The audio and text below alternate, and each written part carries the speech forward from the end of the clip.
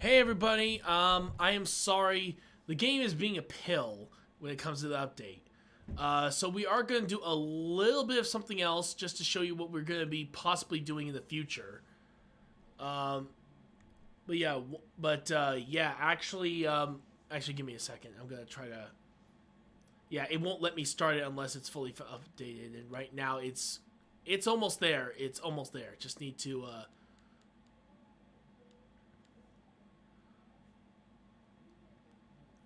let me see.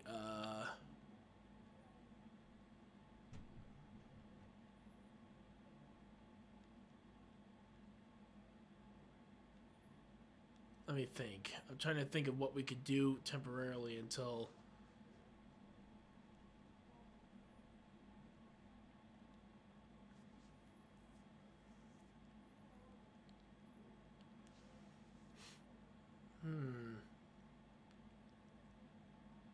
Alright, this could work temporarily. We'll do a little bit of Minecraft until I can confirm that the game is done. So here we go.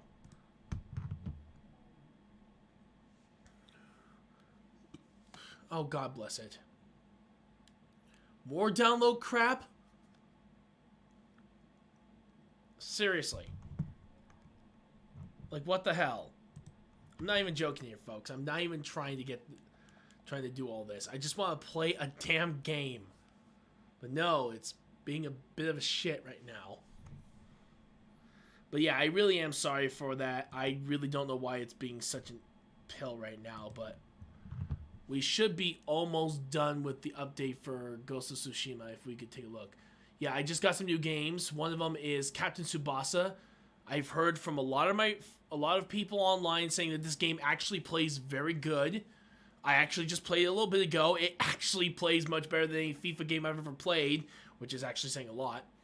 And yeah, if you guys are, oh my lord, the console's running so slow because it's trying to start up Minecraft. Oh my god, stop being so freaking slow.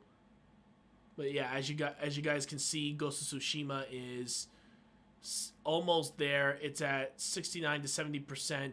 This one is just updating right now, so I'm going to actually go back into notifications. I'm going to pause this particular update. We're going to pause that, and we'll go back to that in a little bit. Right now, we'll just do something right here. Count error. Are you kidding me? Oh well. Here we go. Alright, so basically we're just doing that right here. There we go.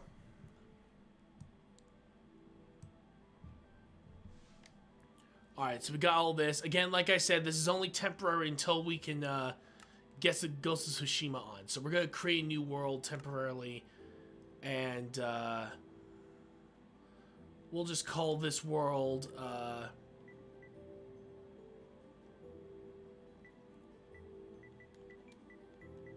we'll just call it Retro Survival.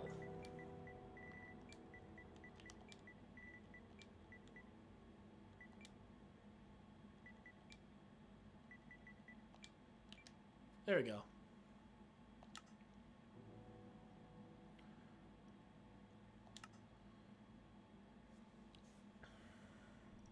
I will, of course, keep an eye on the thing when it's done. Right now, we're building terrain, getting everything done on that, so hopefully we'll have something by the end of this.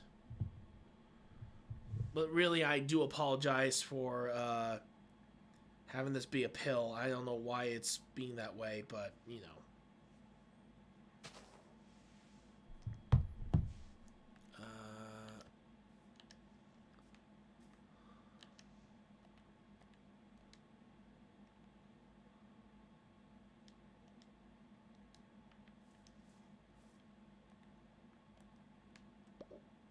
Oh, Jesus! Oh, I was wondering why I couldn't go down there.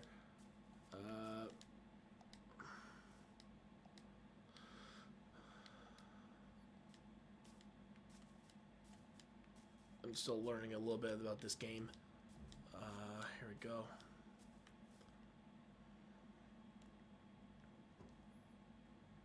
Alright, hold on, let's double check.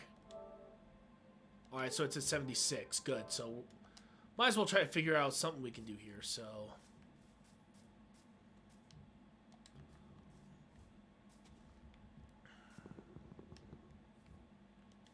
I'll go for the smaller trees.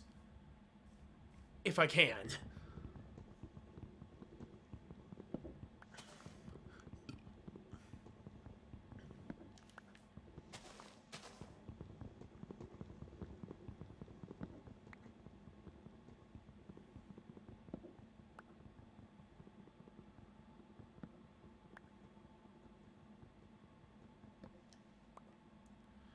Okay, good. So we got all the wood on this tree. So now that we're done here, I'm actually going to try to set up a place.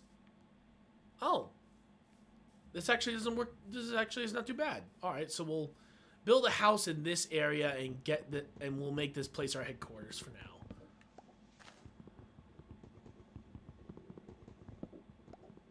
I want to at least be close to the original spawn point until I can get materials for a bed. It's the only way I'll really be able to at least get some good rest here.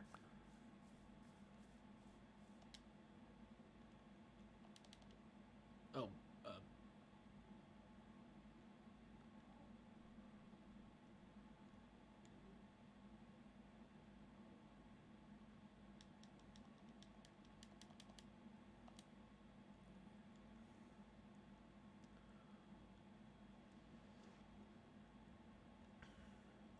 there we go. We'll get a crafting table, and we'll get some sticks over here. There we go. And we're going to try to build some equipment once we get the crafting table placed. But yeah, we're going to... Alright, one more double check. Is it getting faster? Okay, yeah, it's getting there. It's getting there. Alright, so here we go. We're going to place this right... God bless it. There we go. Okay, I got the map working. All right, awesome. All right, so we're going to get an axe, pickaxe, shovel, sword, a hoe, and let's get some replacements on the there.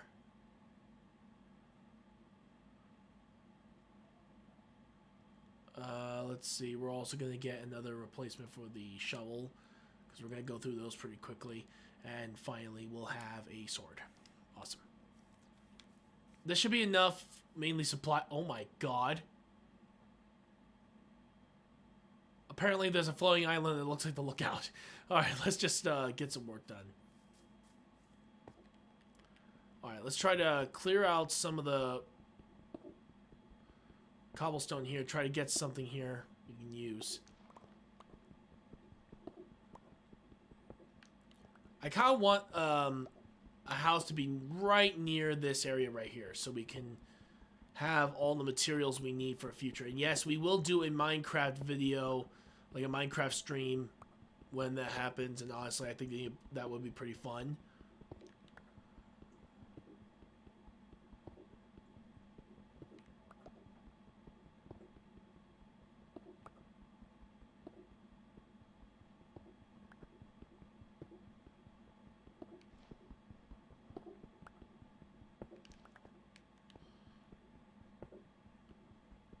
But yeah, I really do apologize that... Yeah, because I really don't know why, but for some reason the update, I literally checked yesterday for any updates and there were none. And everything was like, okay, yeah, this should be pretty easy. I should be able to get the game started and we can play some Ghost of Tsushima, or technically, Ghost of Tsushima when we were at it. But then all of a sudden, I literally get a message saying, you have to update this game.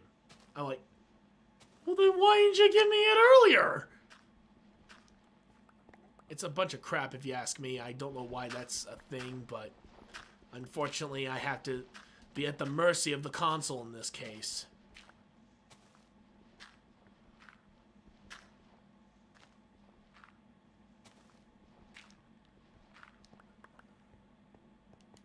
Alright, so here we go.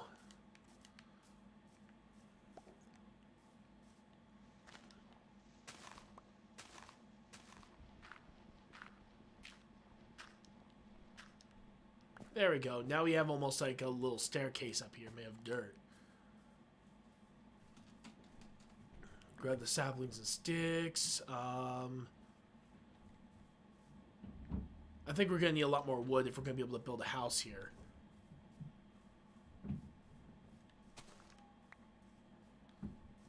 Keep the saplings just in case. Alright, let's do crafting. And I'm actually going to make a couple of chests here.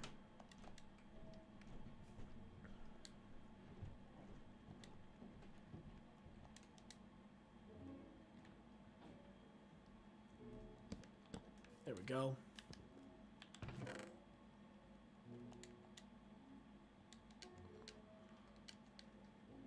There we go. I'll have this at the ready. Alright, we'll do another double check. Okay, so that's at 93%. We're getting close. Alright, so let's just keep working on this. But yeah, next time I will most certainly do a Minecraft stream for you guys. I've been getting, a lot of requests to do this. I think that's going to be pretty awesome to try to do one. I have a version for the Xbox. I have a version for the PlayStation 4, which is the one I'm playing on right now. I think the only version I'm missing is the PC one. I think once I get the PC version, then we'll start being able to add people to join in the game and have a good time. Because honestly, I think it'd be pretty cool to see the differences between all of them. And there goes my freaking pickaxe. It's pretty much gone.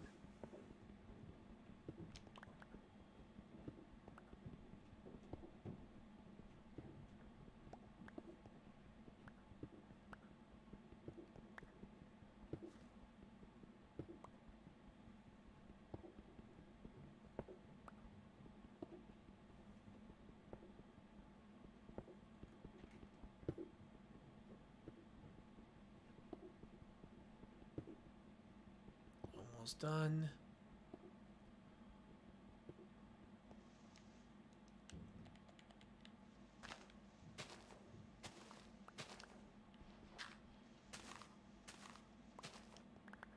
There we go.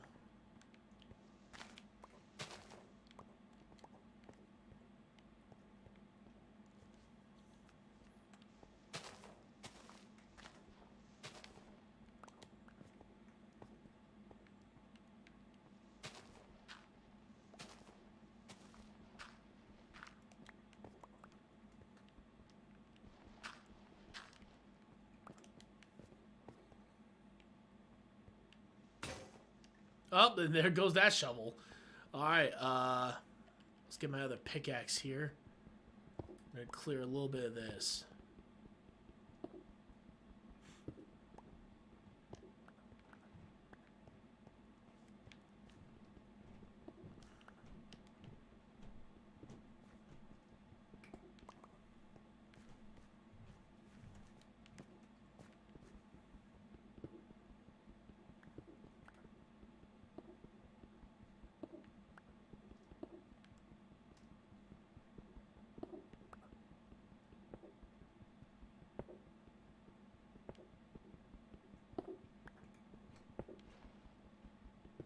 Hopefully I can clear all this cobblestone with this pickaxe before it finally breaks on me. Ah, there it is, and it's finally done. I will start that game up in just a second. I need to at least clear this out. And the worst part is that it's getting night out and it's on normal mode. Damn it.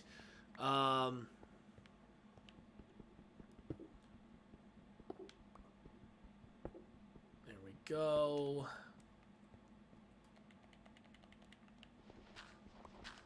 There we go, and done. And we're gonna... Actually, hang on. There we go. Save and quit. Alright, so we are now officially done with that. And yes, we will be going back to this level in a little while.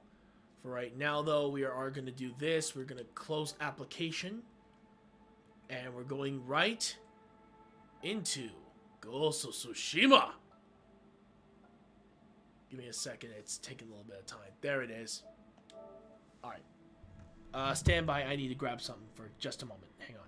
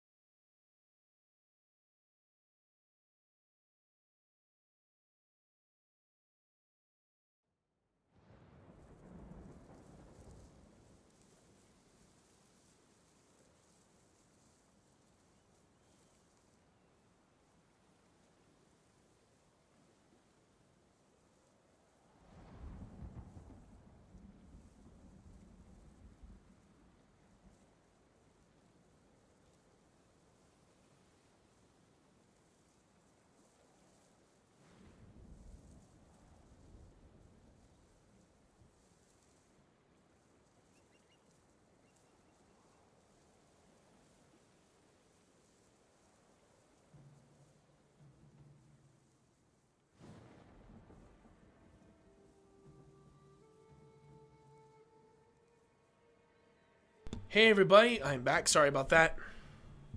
Had to check on something. And here we go. With the game known as Ghost of Tsushima.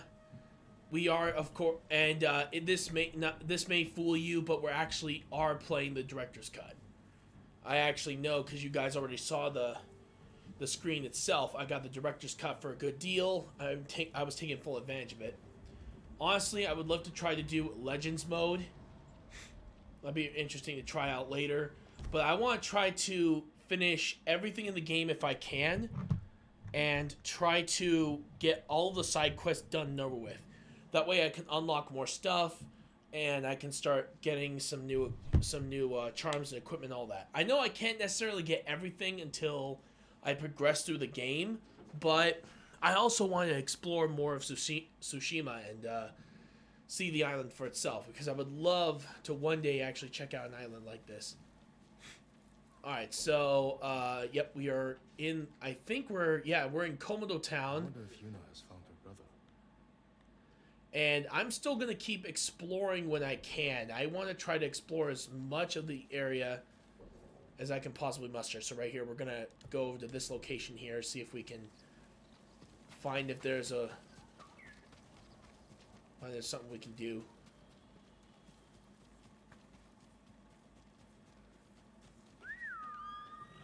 Where's Kage? Ah, there he is. Come on, Kage, let's move. My faithful horse. At least this place is under the control of our allies, so we're good. Alright, so I think we're gonna be heading over.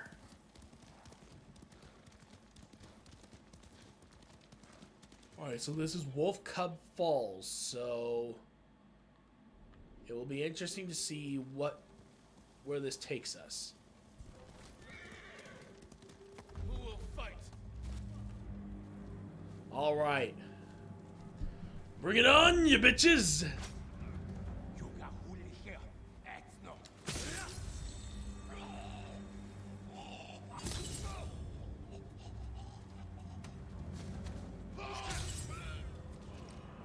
All three. Let's freaking go. Hold on. Wrong one. I believe it is water stance to deal with shield skies. And then wind stance, we're gonna use that to... Ow! Freaking... Damn it. Ow! Shit! Well, I'm already doing terrible. There we go. Switching to stone stance. Ow, my freaking... You sons of bitches.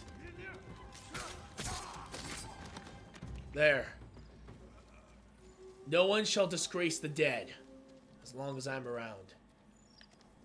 Ooh, singing crickets. What's this? Alright, so crickets are a symbol of autumn and an inspiration for many poems and lyrical works. Prize for their singing. Alright, it says right here, singing crickets needed to learn. Oh, so you can learn a flute melody if you gather enough of them. Okay. Oh, hold on. I will do this, though. Oops, wrong button. Oh. Is it this one?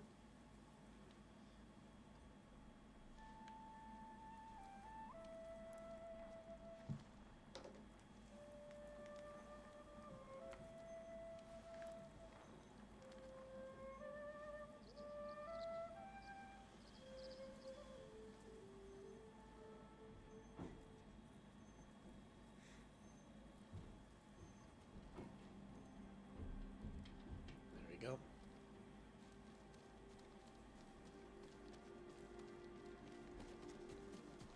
Such a beautiful game.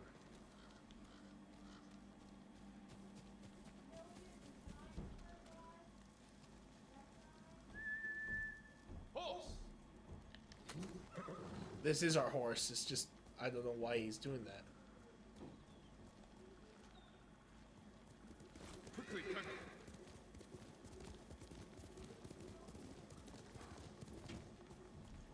Hang on for a moment. I'll be right back.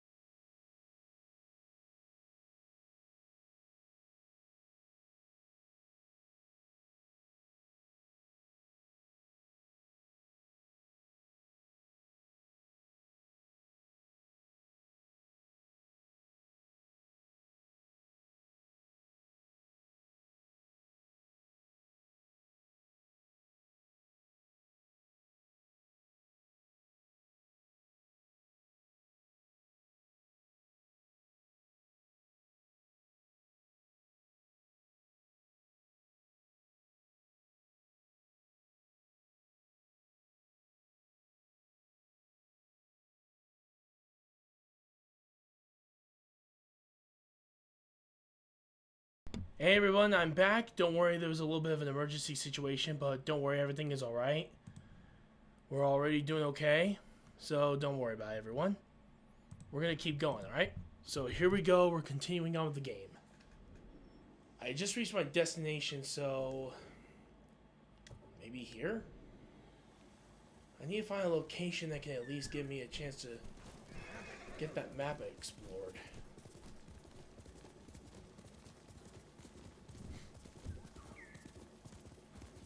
Go around here, we should be able to find it. I hope.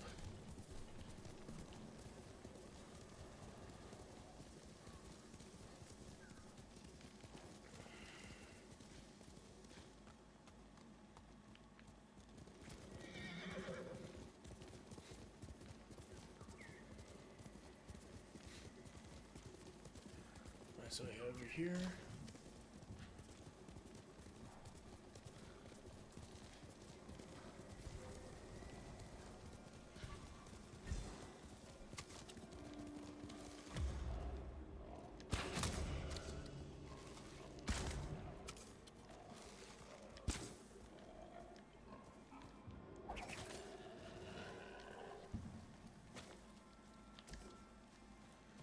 Predator hides.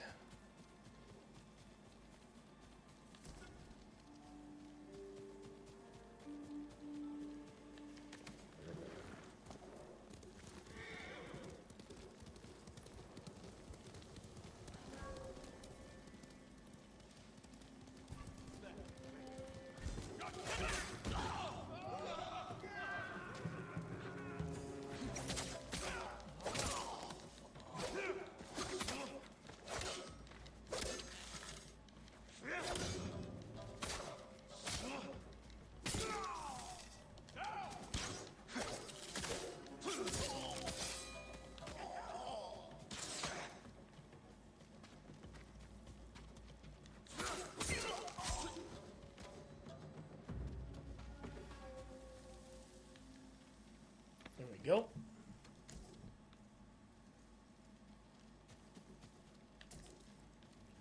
Some arrows, supplies.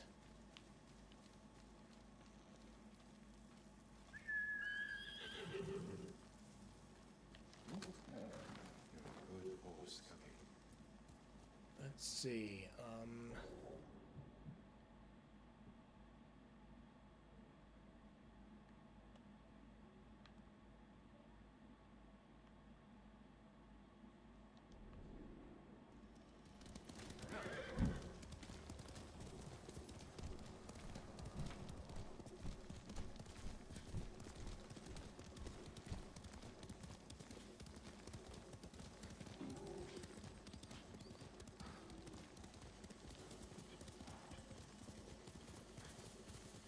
Let's see.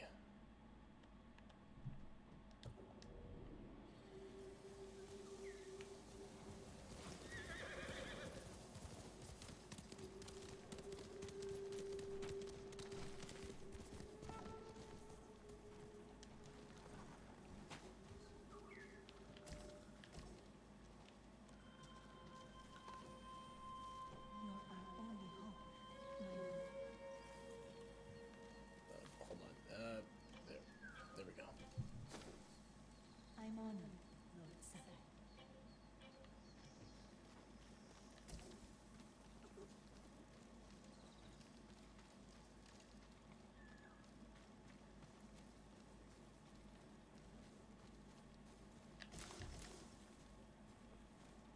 I got those.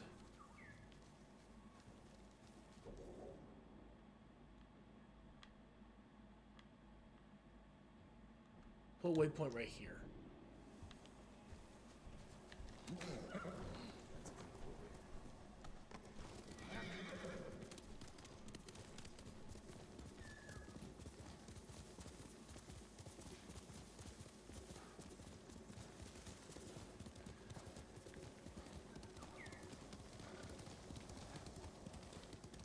Wait, am I going the right way? No, I'm not. Shit.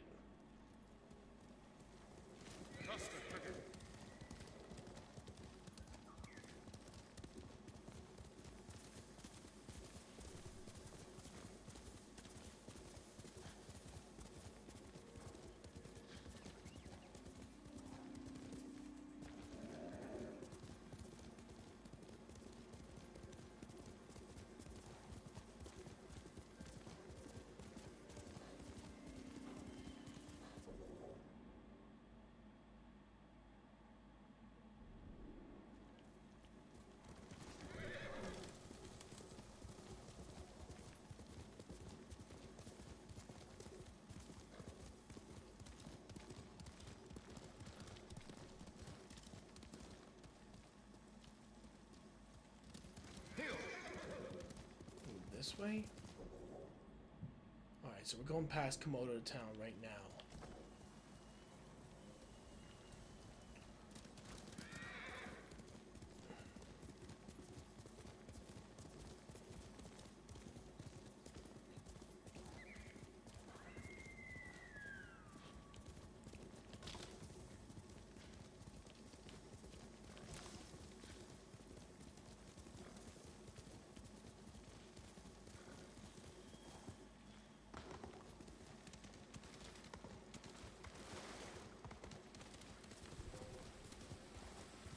Come here and fight.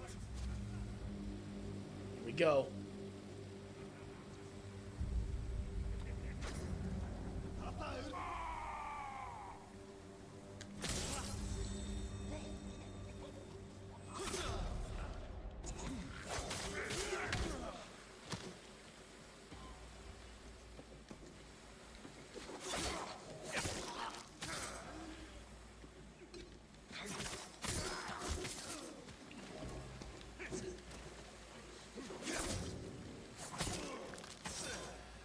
Go.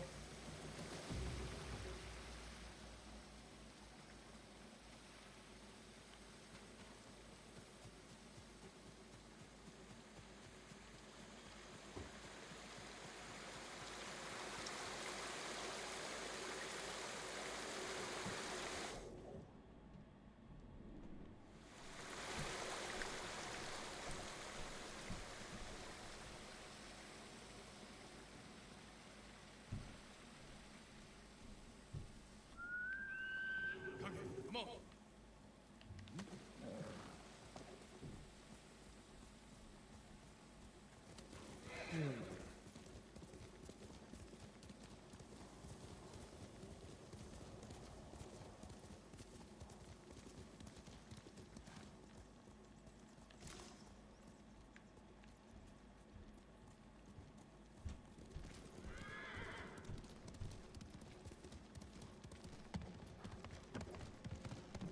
Please tell me those are friendly citizens. Please. Nope. No, they're not. There we go.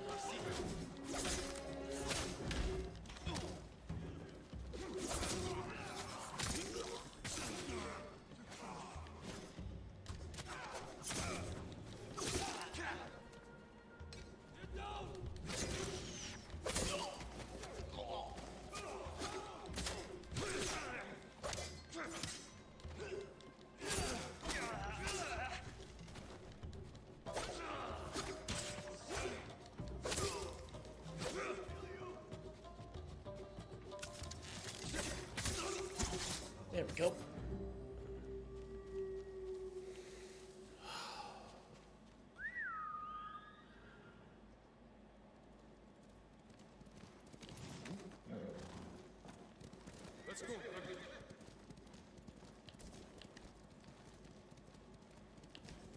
Go.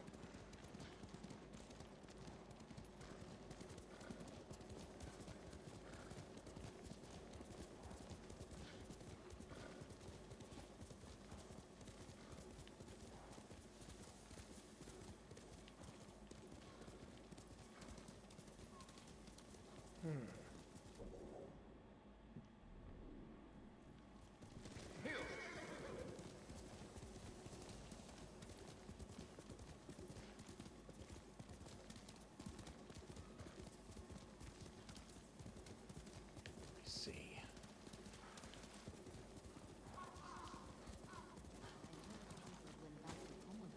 Clear the beach of the dead. Sounds dangerous. Of course it is. But those been laying out in the open too long. They leave their lives So let's head up here. No! Get back through there.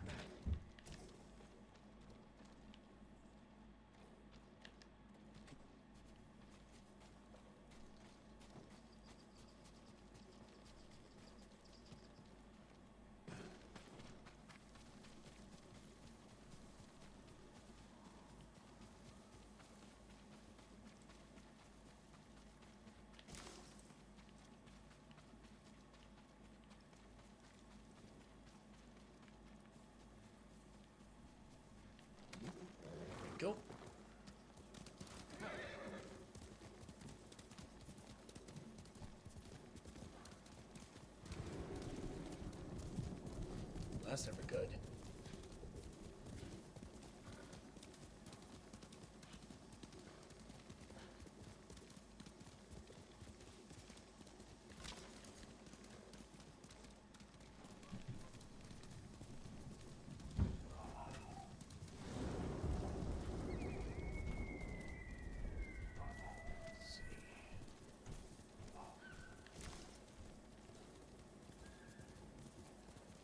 Still, I don't see anything that could be of use out here.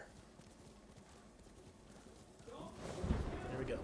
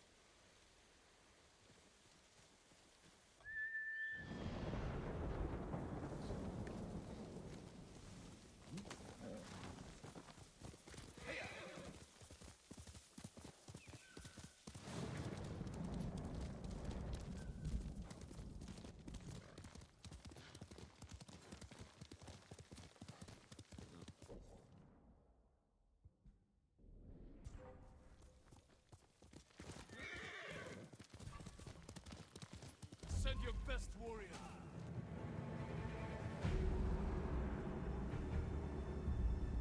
Show me the mighty samurai skill.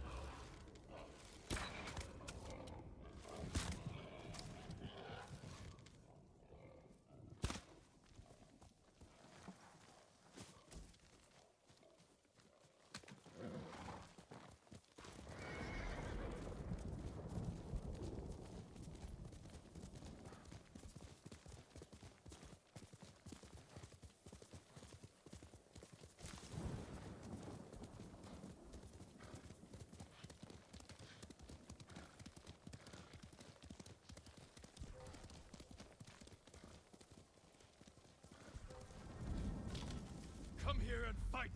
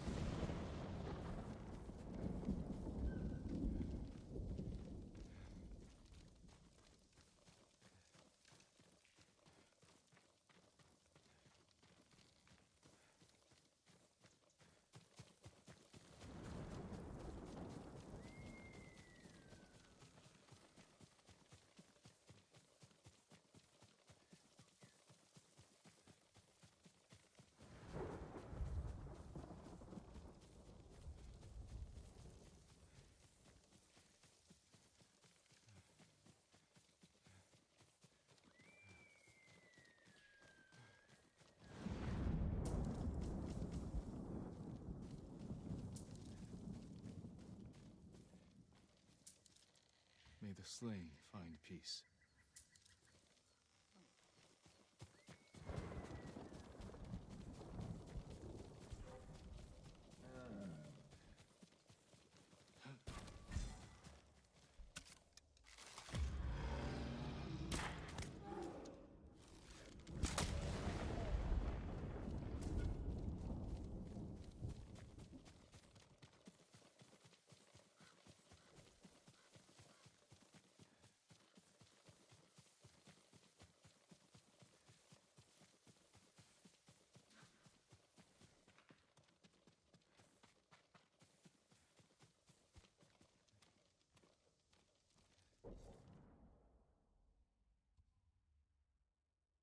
I should check on Yuna, see if she's found her brother.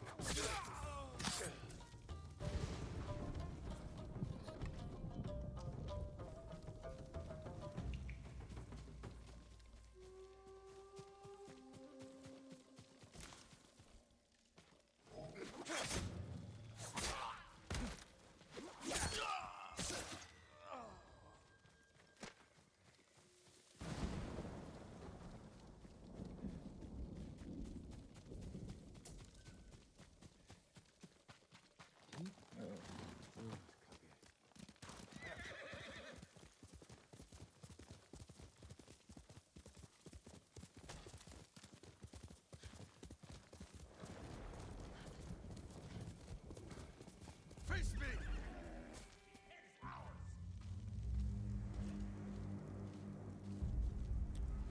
We will drink over your corpse tonight.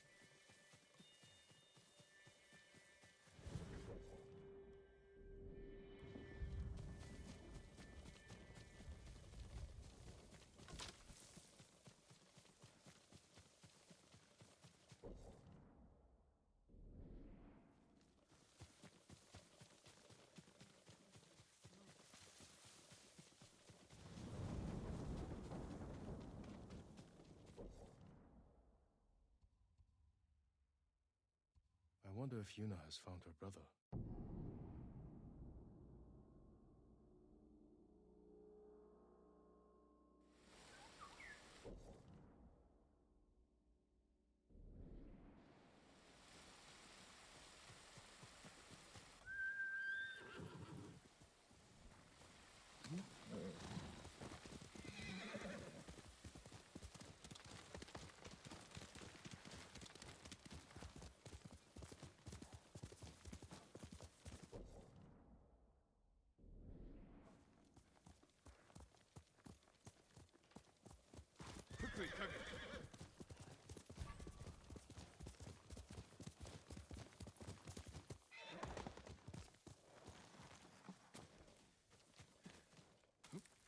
Hey!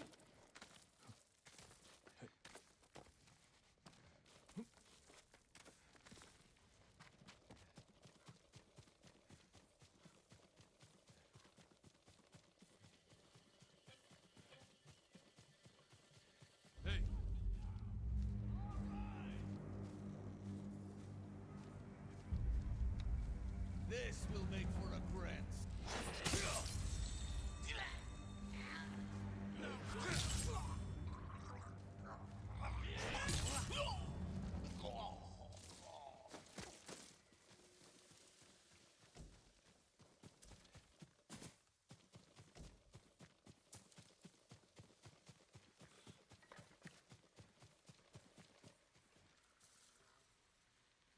May the slain find peace.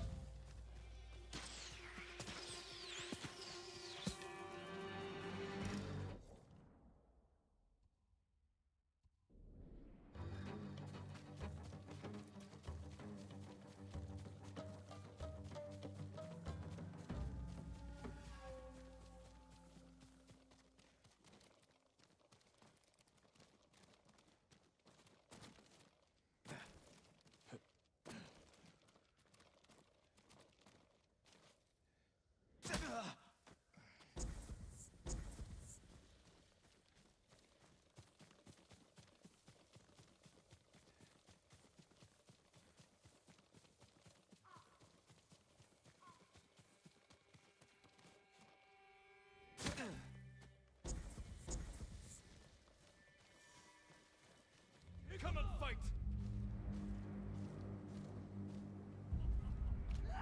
Killing you will only bring me glory.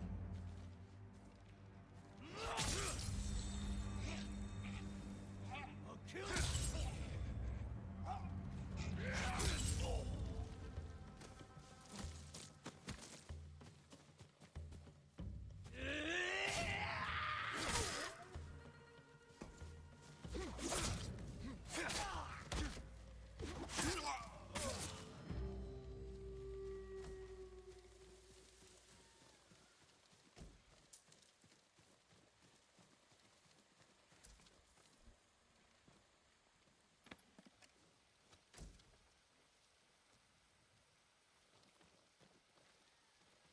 You deserve greater respect than this.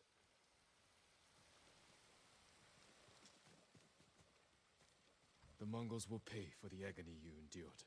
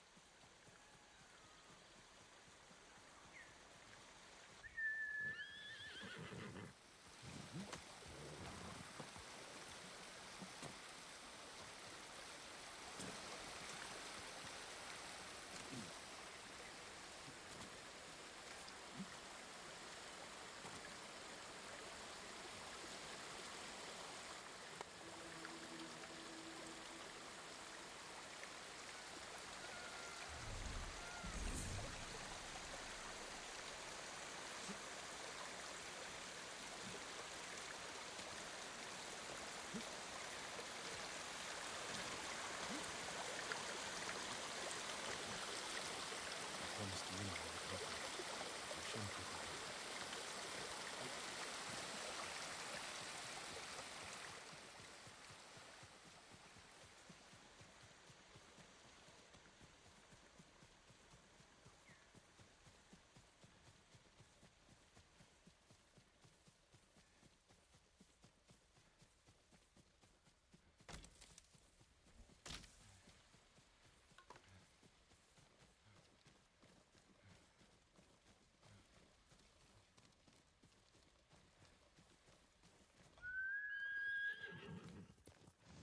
You're a good horse, Kage.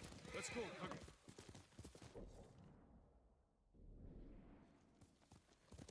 Hail!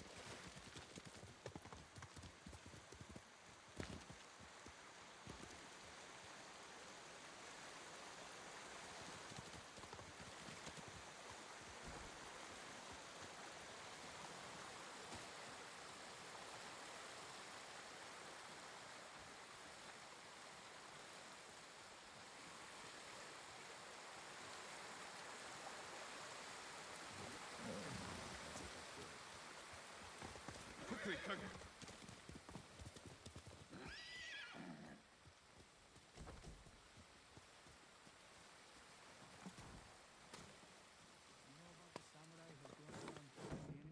My wife's brother saw him. He's real. A real samurai. A thief. What do you mean? Some coward stole a dead samurai's armor?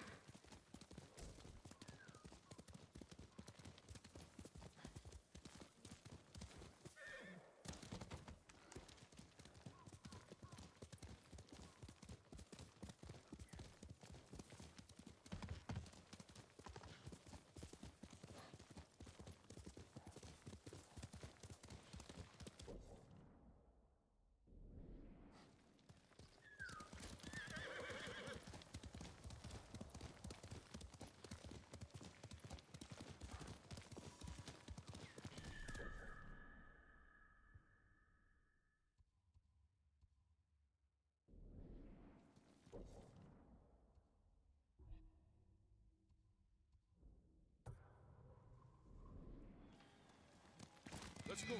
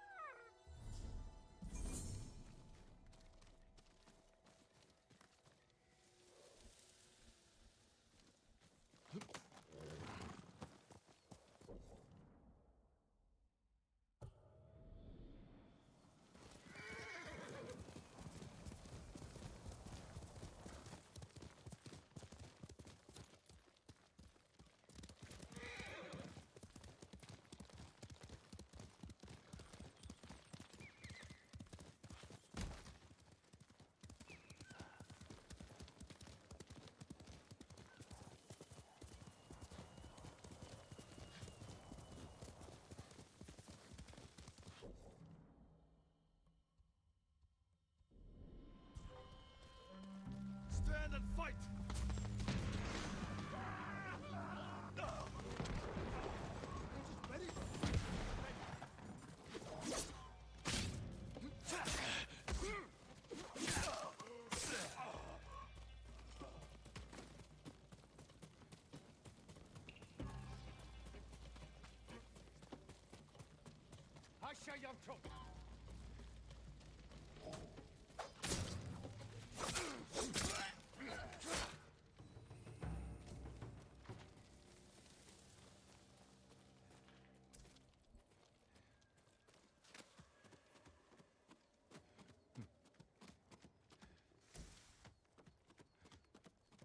I recognize you.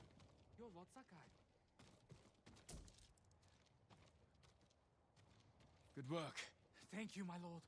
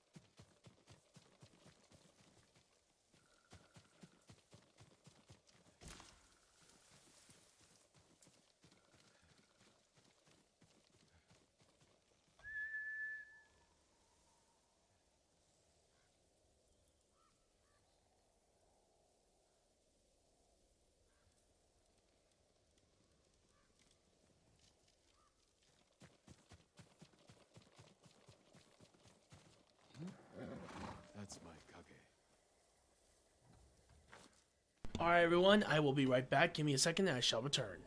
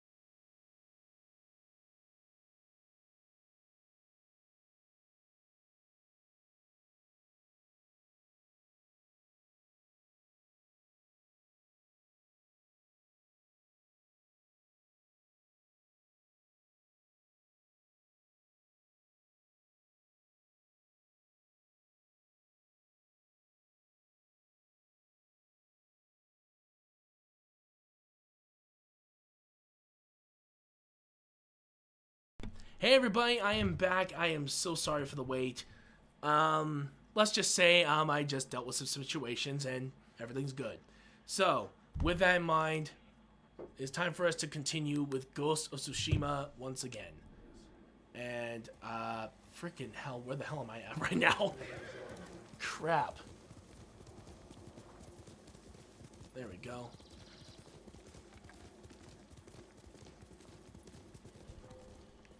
Are you cowards? Apparently not. I'll put that sword to good use after you. Wow. I love, you know, that almost kind of reminds me of Samurai Jack. You know what I mean? Mm-hmm. By how he is, and by his look. Yeah, Ishikawa is the guy who made a lot of the famous Japanese samurai movies. And they actually made an actual mode based on those black and white films and their style and everything. I like this style because it does remind me of Samurai Jack in a sense. You know what I mean? A lot of his moves, sets, and stuff like that. I think it's pretty awesome.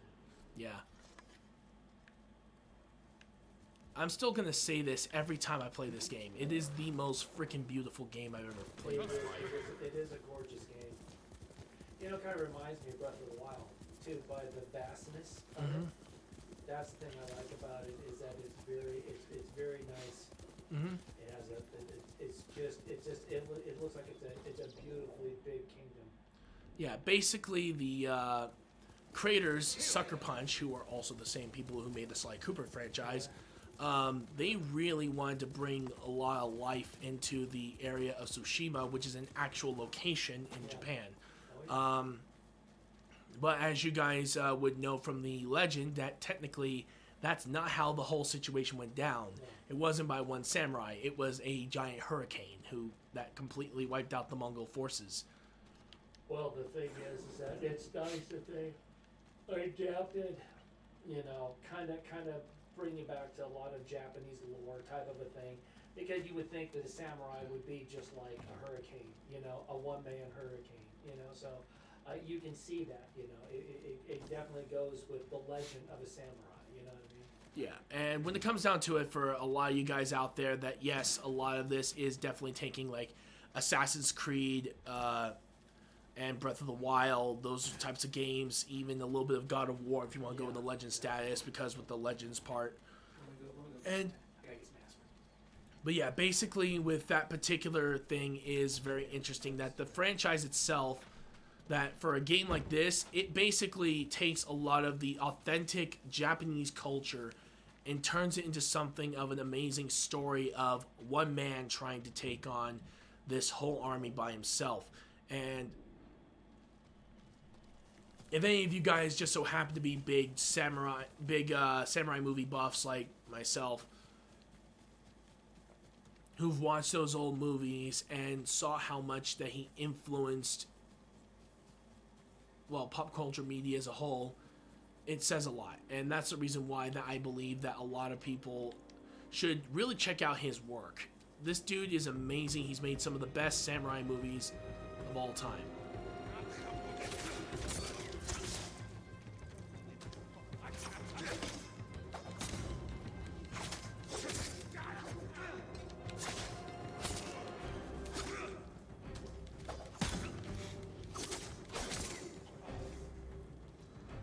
Takes care of that.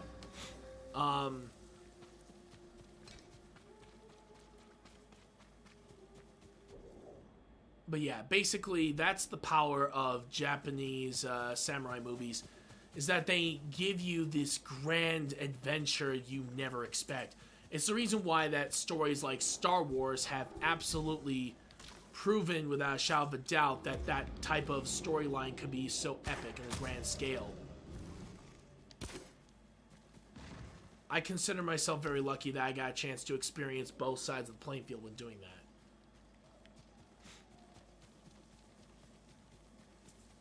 that. Okay, but yeah, for those of you guys who want to know more about this type of work and all the different stuff that added to it, like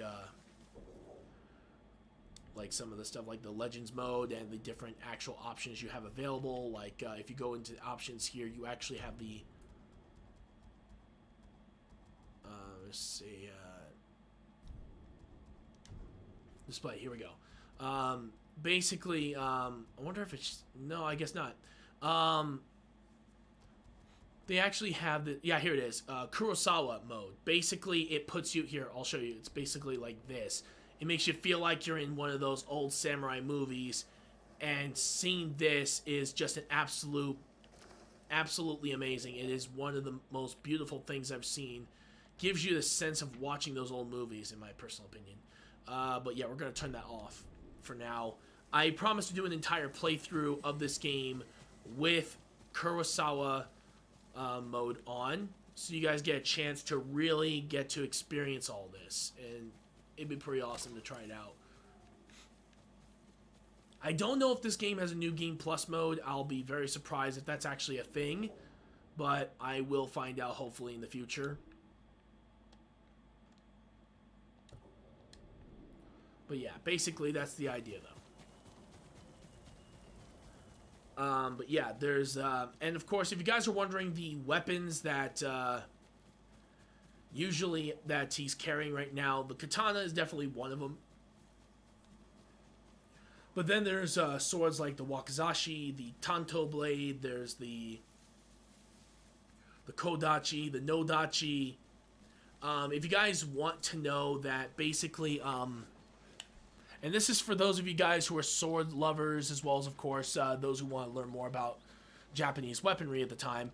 The katana, I guess you could say, is almost like the set standard for what katanas or any type of swords would become. And it's the reason why that these weapons are so prized by the Japanese. Oh, hold on, I gotta take these fuckers out. All right.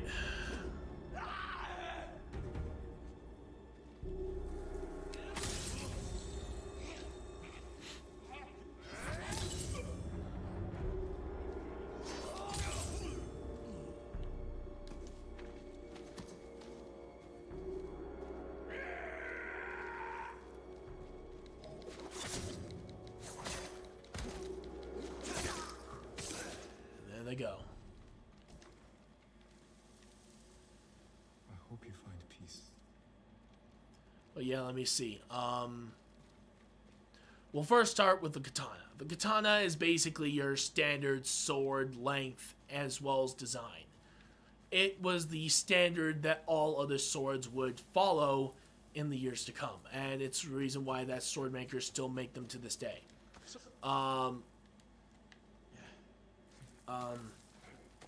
Then I guess you could say something that's equivalent to the claymore, as well as, of course, other gigantic swords. The equivalent would be the sword known as the nodachi, which is basically a giant-ass katana. I am not joking. It is freaking huge. It's unbelievable that they can even get away with that.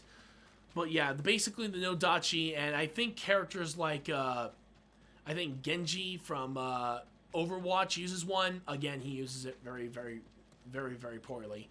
That's an example of a nodachi. The sword is much longer than your average katana, but it also has much better reach. But it's also a heavier weapon, meaning that it would definitely take a lot more of a stronger person to use a weapon such of that in that caliber. It's not necessarily easy, but it's very possible to have someone actually use that sword. But mainly that particular sword's design is specific to, well, killing a soldier and their horse at the same time. Basically, that's the idea of the nodachi and in its entirety, and the reason why it's also a very feared sword. But also one that could be easily exploited, because the heavier a weapon is, the more likely you're going to see that... Ow. The more likely you're going to see that sword flailing about most of the time, compared to if you were just trying to do things normally. Please tell me they're friendly. They're not... Wait, are they friendly? This Oh. woman said she found a way off the island. A way past the Mongol ships? Show me. Of course. Follow me, my lord.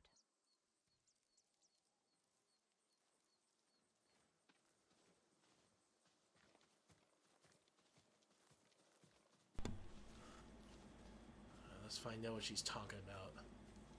You know. If you look closely, you'll see my small boat and the route I plan to take.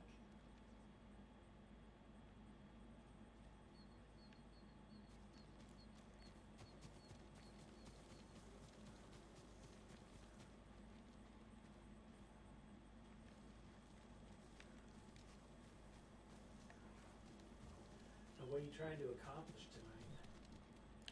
Here we go. Alright, so there. There's no boat. Okay, I guess it was off on that one. That's not good. To ruin it, didn't you? You were a liar and a coward.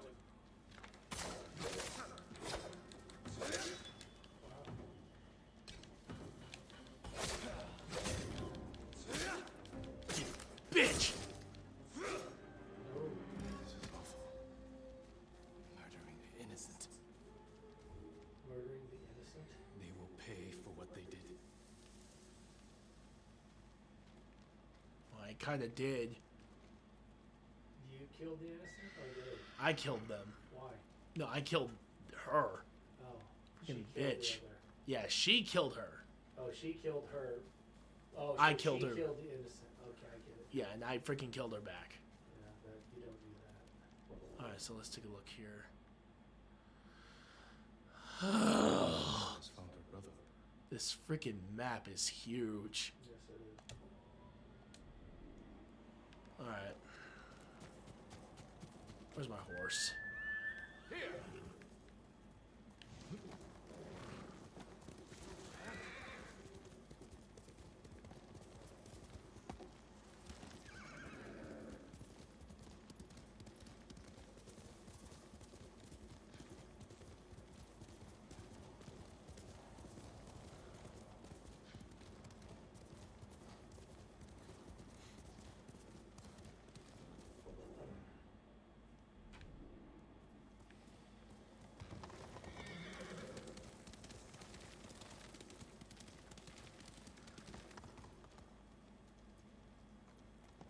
Let's go, Kirby.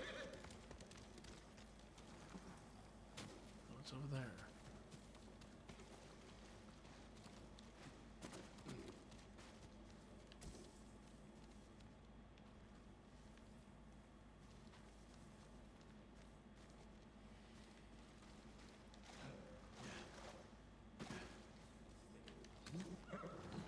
Good horse, Kage.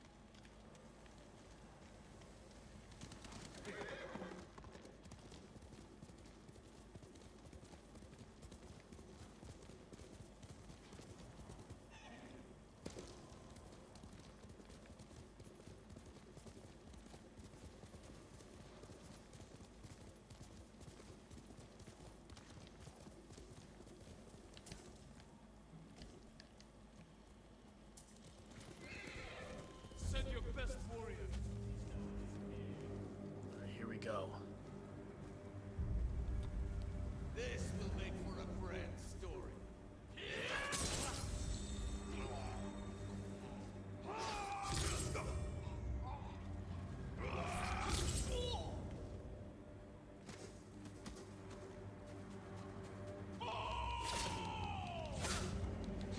No, that was a good swing.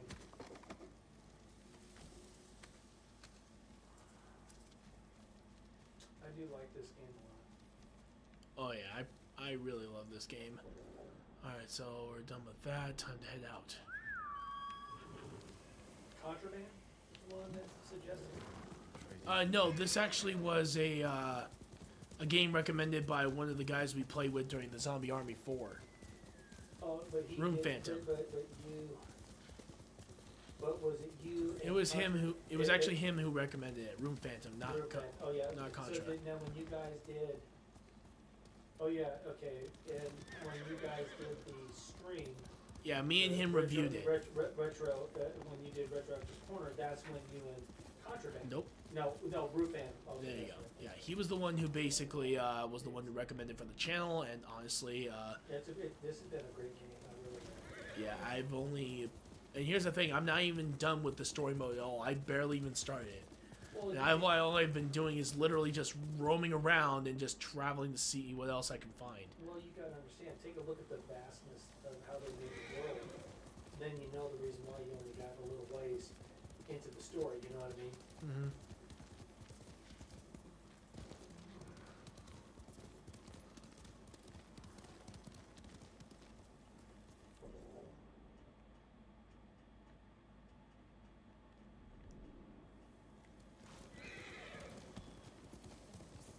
Cut us off from the shrines.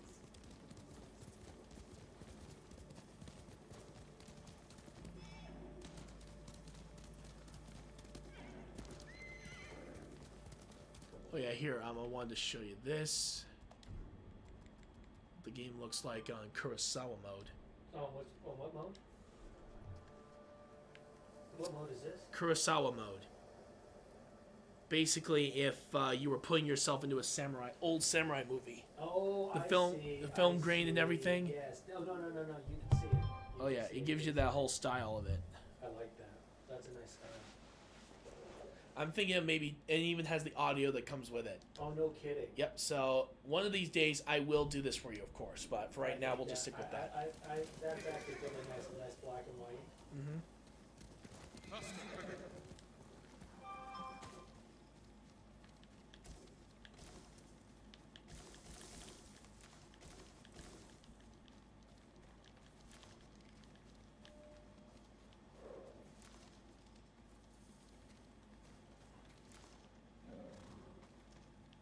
Damn it.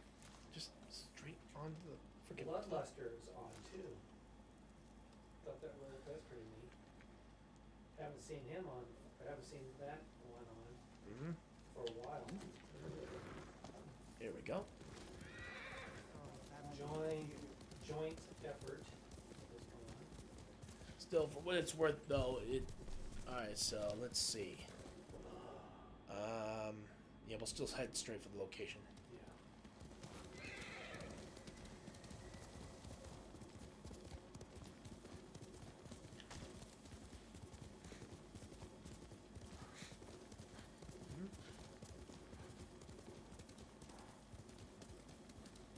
Oh, People got ambushed.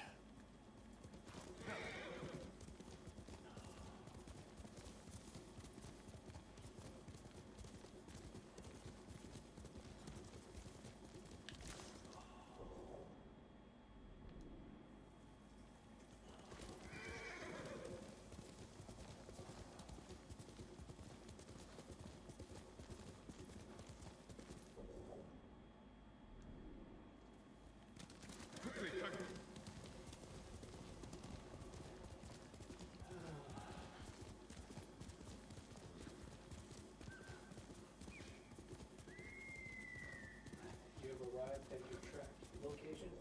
You have to hit track locations. Oh yeah, I travel all over. Now, I mainly put are waypoints these in- what predetermined, the- Or are these your determined? Yeah, I'm putting options here. Oh, what the hell? Wow, something's going on. You're getting hit. That's not me getting hit. That's a warning telling me the battle's going on. Oh. Whoa! Oh, he killed your horse. Nope, the horse is fine.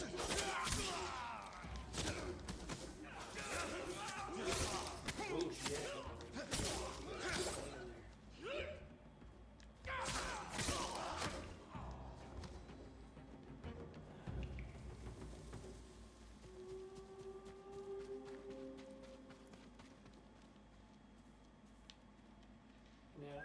Now, are you saving villages? Basically just going everywhere, helping as many people as I can. So you're almost like a traveling marshal. Basically, he is a oh Uh-oh. crap. Well, first of all, for those of you guys who don't know, is that and just saw me start playing, Jin Sakai is part of a family lineage of samurai. Unfortunately, the invasion of the Mongols didn't necessarily help out with that. And of course, him and most, if not almost all the samurai are dead, leaving only a handful of people still around and of course civilians. Show me your skills. Alright. Which one is gonna be first?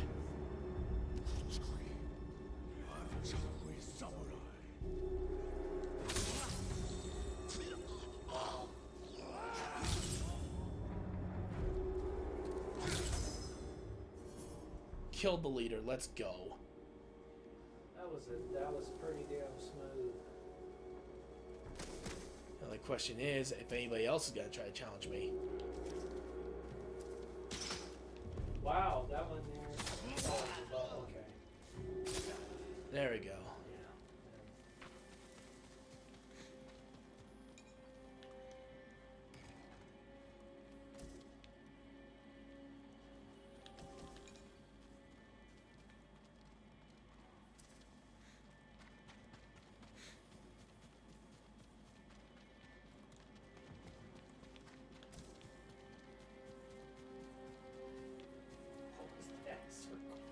Sorry, I was just. I just thought. I'm sorry, but that reminded me of the Three Stooges for some reason. I don't know why, but just it kind of reminds me of Curly. Yeah. Remember Curly Joe going around in a circle like that? Oh yeah. That I'm sorry that. Yeah. When you go up there and you find the humor in a samurai that's about ready to take out some serious people. Mm-hmm.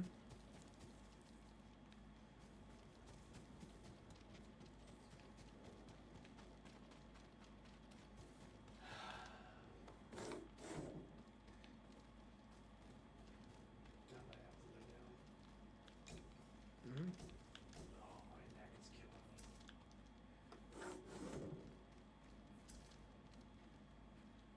Right.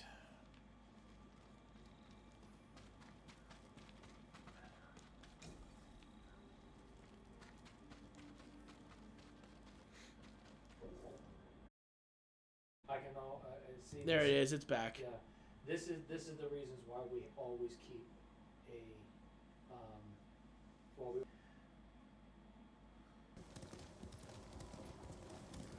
Alright, here we go. Face me!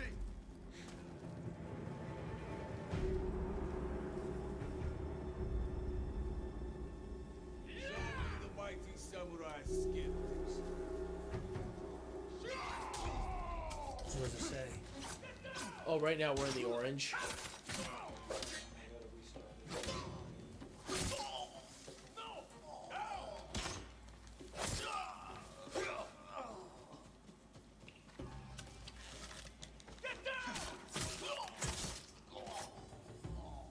You know, it didn't start. Yep, it is. It's in the green. It's in the green now. Okay. Hold Yep, we're in the green. Yeah, actually, we're still streaming on YouTube and Facebook, so So it's just Twitch. let's take a look here.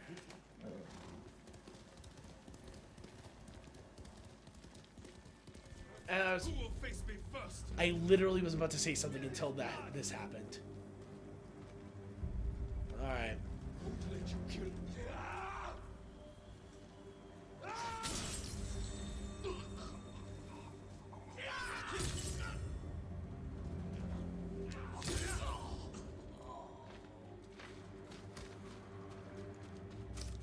Not giving you a chance, jackass. That was good that you charged him because if you didn't, Would have been a lot worse. oh yes it would have. Hold on, I gotta check one other thing.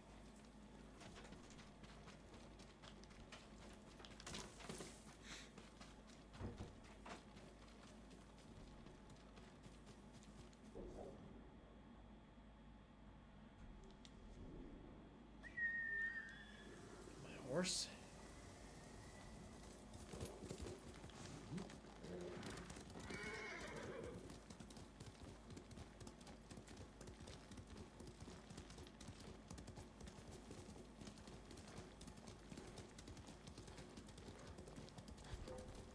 Hey, I was just about to say something again, and this happens again. Good lord, how many freaking enemies are there?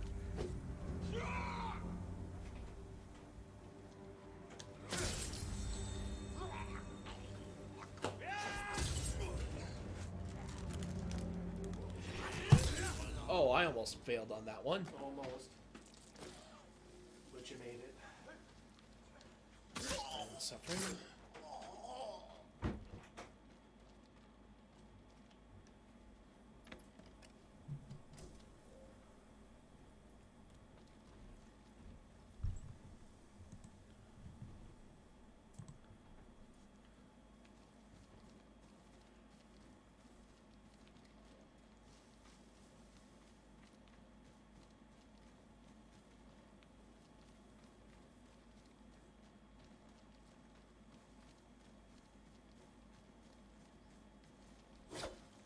Wait, whoops, I meant to press R2. There we go. Let's go. Actually, wait a minute. Yeah, that's where we're going. Here.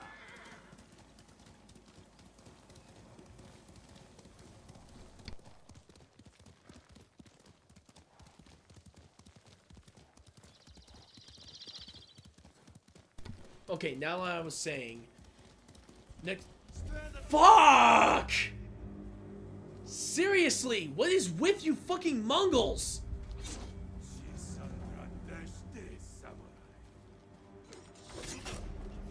Okay, fuck you. Whoa, hey, back off, bitch.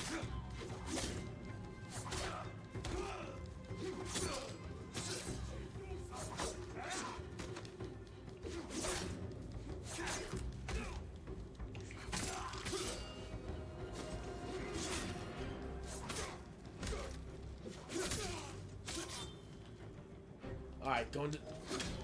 Whoa! Ow, that hurt. Okay.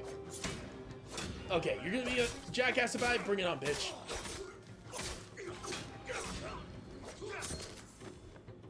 There we go. Whew, that was close.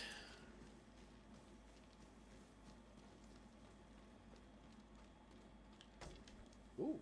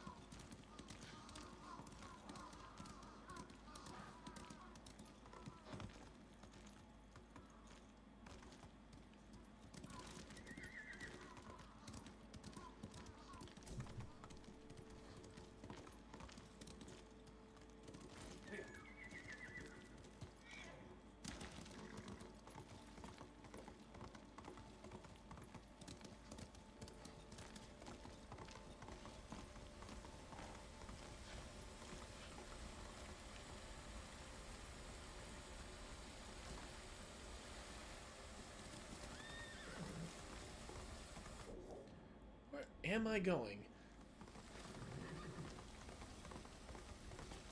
Oh, no, that is really deep water.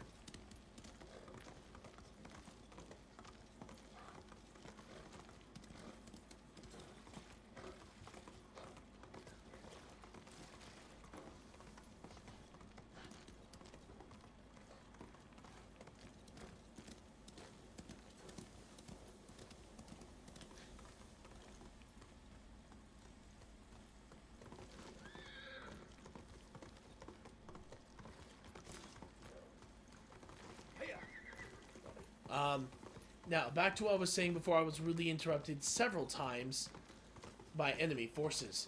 After the Nodachi, we have the Kodachi. Kodachis are basically shorter swords. They're longer than the Wakizashi, but they are definitely shorter than your average katana. Those ones are mainly used for close quarters combat. They're lighter, faster, easier to use, but their length, unfortunately, is something to be desired, but it's much better than the other two other options that are available. Wakizashis are basically shorter versions of the kodachis, but they also are more straight. They do have a little bit of a curved blade, just like the katana and the kodachi and the nodachi, all those. But yeah, there's a little bit of a difference between each and every version. You really have to pay attention to each and every one. Finally, the last one, in my personal opinion, is the one that is known as the Tanto Blade. Tanto Blades are basically your daggers. And if you're thinking like knife and daggers being the same thing, oh no. Actually, this is for all you RPG enthusiasts out there, that a knife is not even close to the length of a freaking dagger. I'm just gonna straight up say it. Because daggers are basically almost like the shortest type of sword you'll ever get.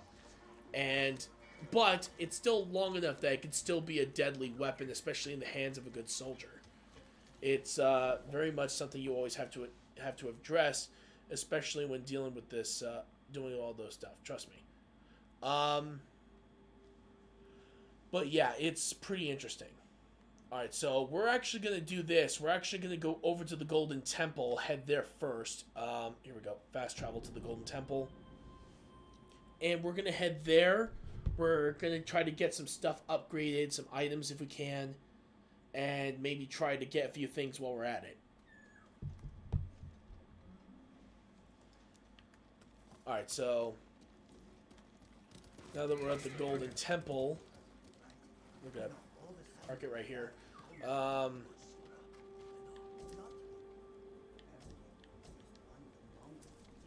That is a lot of supplies. Holy crap.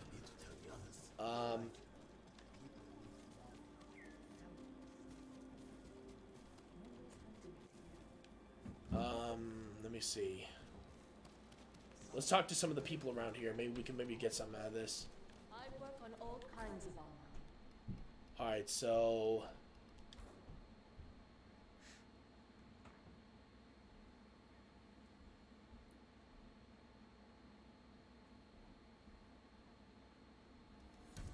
Much better protection.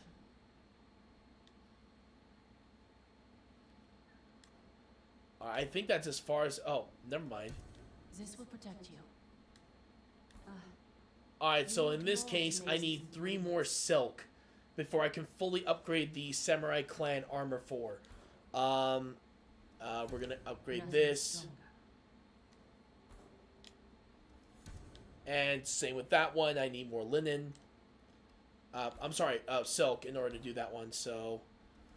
If I can at least upgrade some of these and make it a little easier so we don't have to worry about them again. I'll see you again. Oh, shoot, I'm wearing the wrong armor. Here we go. Outfit. This,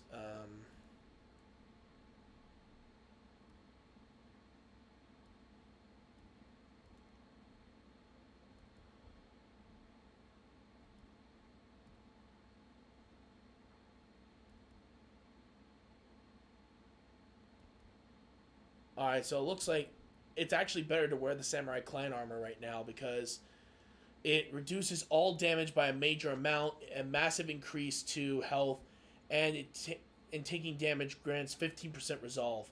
Much better than the Hero of Tsushima armor I've been wearing up till this point. So, yeah, looks like we at least got something there. We're also going to do this. We're going to change some of the accessories, I think. Oh, wait, no, it's outfit still. Alright.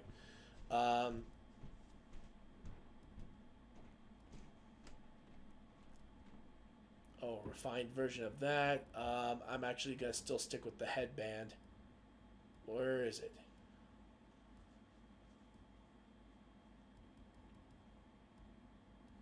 Actually, where's my one? No. There it is.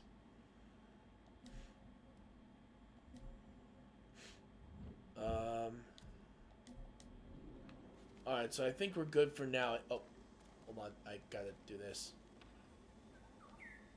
Take care. I always pay my respects.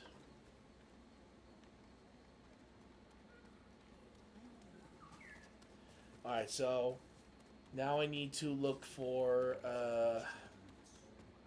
there.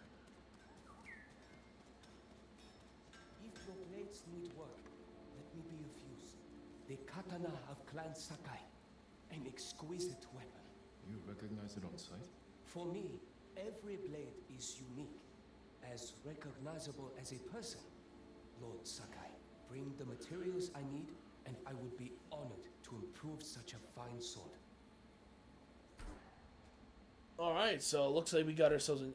here we go. So we're going to upgrade this. Sharper than ever. Kill enemies faster. Awesome. Balanced, sharp, and deadly. I didn't even know I had gold. Alright, so... Alright, it says... Oh, I need supplies. To do the work. Alright, so... Your blade will keep us safe. There we go. I would be honored to work on your blade, my lord. I'll make it clean, brighter than the sun. Crud. Okay, so right now my katana can do a lot more damage now than it ever did previously. I will have to find a merchant maybe and see if I can do some trading.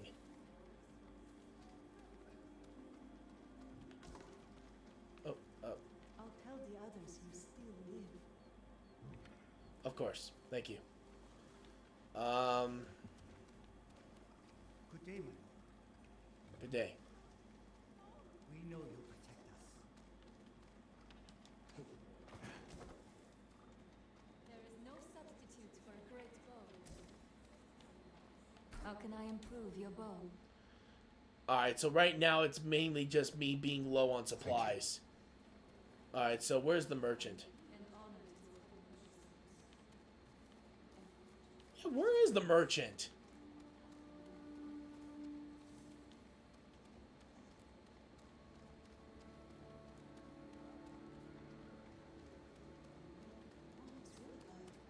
They conquered the kings of China before.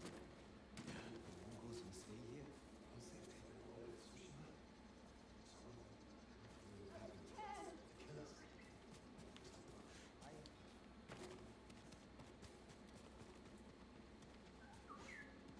Maybe up here?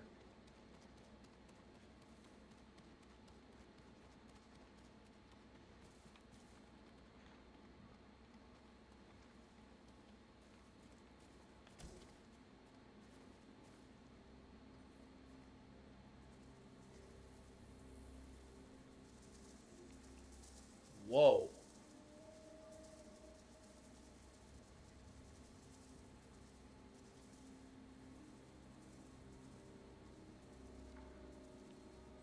That's new.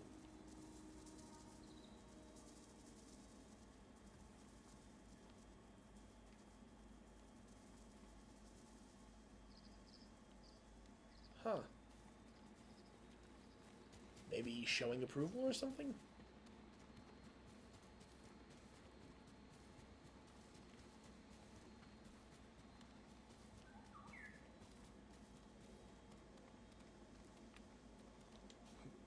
This is gonna hurt. Ow. Permit me to refine your armor, my lord. Oh wait, that's the armor. Never mind. We're good. We're good. You've done way more than I ever expected, honestly. Thank you. Oh no. Looks like it's gotten worse. Well, do as much as you can, right? Alright. So, we now know what we need to do. We need to explore more and maybe try to find some help. Hey, Kage. Good to see you. Let's ride. But yeah, basically, if you guys are trying to look for swords, definitely look for the right length being one of them. Second, you've got to make sure that they're, you take good care of them. Trust me, it's going to be worth it.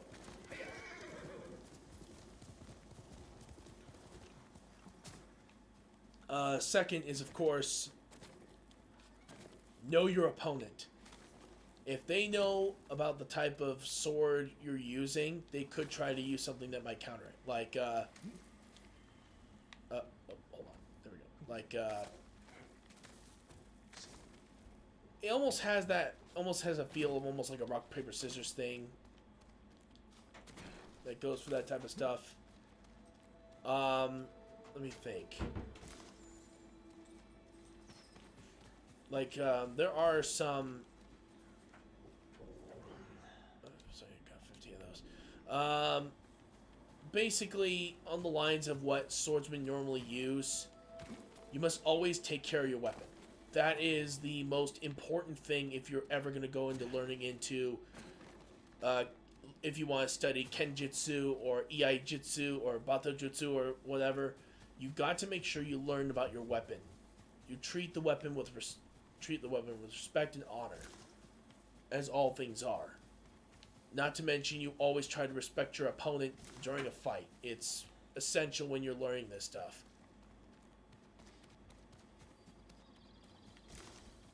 Now, of course, some styles are very much... You have to do things this way, you have to do things that way. And I am going to clear up a misconception about samurai and ninja. That people say samurai never use ninja, and this game personifies that. Have you ever seen history, my friends? Because, trust me, the samurai utilize the ninja more times than you would ever expect. Even some of the greatest leaders in Japanese history use the ninja to the best of their advantage as intel gatherers, assassins, whatever they like. Whatever they could be useful for. But yeah, if you are wondering, yes, during the early times of the ninja and the samurai, they were enemies.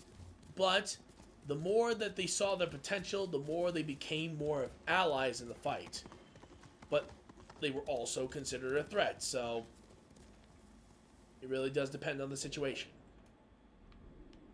And each one had different disciplines that benefited at times. Yeah, like and that's the reason why at first it was them trying to prove who was better, at the beginning, because there was an honor and a pride that goes with that, Where ninja in this particular case didn't. They basically, survival was their number one priority. They didn't care about honor bullshit. Oh, well, you still have to understand that the samurai very much had the honor code down to a T, and it's very disciplined. I'm just saying is that the difference was really back then, even when you go further back into the history, it was to prove which one was more superior. Each one was superior in its own right. You know what I'm trying to say? Yeah. But when you're talking about later on, when basically it's all for Japan, let's say, right there, you know what I mean? Mm-hmm. And where forces and that stuff, where you have allies come together and stuff like that. So you really have to be thinking about, one thing when it came to country, and it was a country that they were going to lose, you will see everybody come together and fight, you know what I mean? Yeah, and a few things about the ninja. Yeah, those hand signs.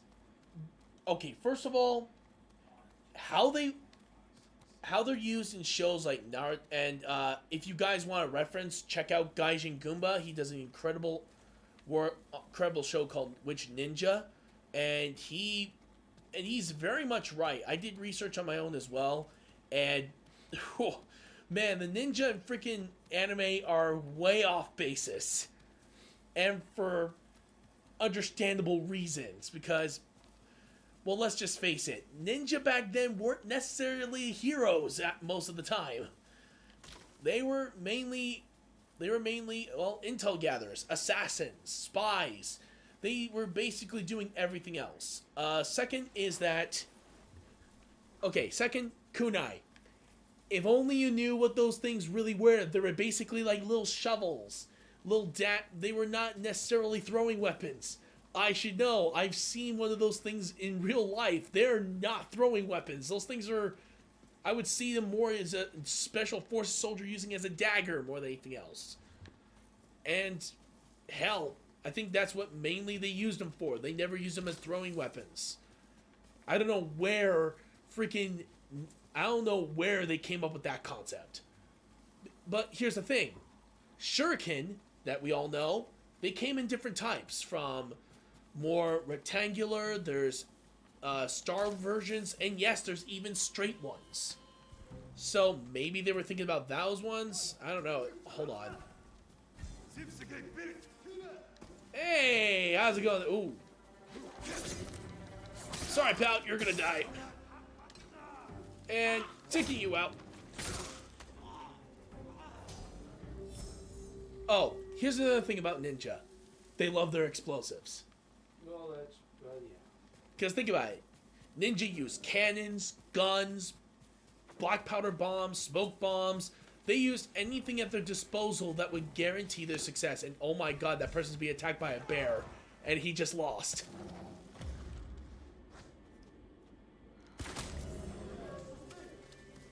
Oh, Wow, got a shot right...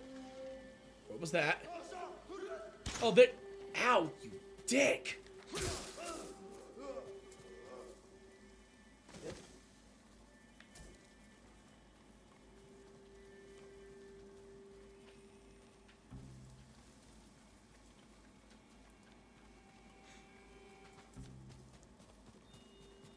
Let me see. And here's the thing. And here's a question a lot of people have asked me over the years. Could ninja survive in our real world? Absolutely freaking yes. well, they're here now. Yeah, but they're not the ninja that you would expect them to. No, but Nathaniel, just like, I mean, Retro, just like anything else, the fact is that things evolve. You Yeah. still have the core teachings of it because that's the discipline of being a ninja. Yeah. But they also understand with all the new surveillance techniques, with everything else like that, that you have to change. Yeah, but unfortunately, according to many people out there who have done research on ninja, they kind of died out right around the time that guns were really starting to kick off. Well, I think, Which is unfortunately sad because, well, good no, lord. I think you still have ninjas out there. They're just not the traditional ninja of, Oh, no. of yesteryear. The thing is, the ninja. I think the closest thing to ninja that we have now are special forces, like the Navy SEALs. No, but they still have. What I'm trying to say is that there's still a ninja type. There's still ninjas in themselves. It's just they're not traditional anymore because with this day and age of what you have to morph with the day and age. Yeah. And I still think that you still have it, just like I still believe that you still have a samurai, stuff like that. They're just not going to go. I mean, they still like the discipline is the sword, right? But I'm not going to tell you that it's not necessarily. They would have other things at their disposal at that particular time. True. So, But yeah. and that's what I'm thinking is that Yeah. you still got to understand the old to become to be a ninja. You still got to understand the brethren of the past to go through. That discipline that Yeah. it takes to be one. True. But yeah, take a look at Gaijin Guba's channel. It's where I actually started understanding the ninja more and really have grown more of an appreciation for their methods and everything. And actually, I am starting to learn the 9 cuts, Yeah, well, which what I is thought the was- Kujikiri. It's basically 9 hand signs along with, of course, the phrases that go with them. Yeah. It helps maintain focus.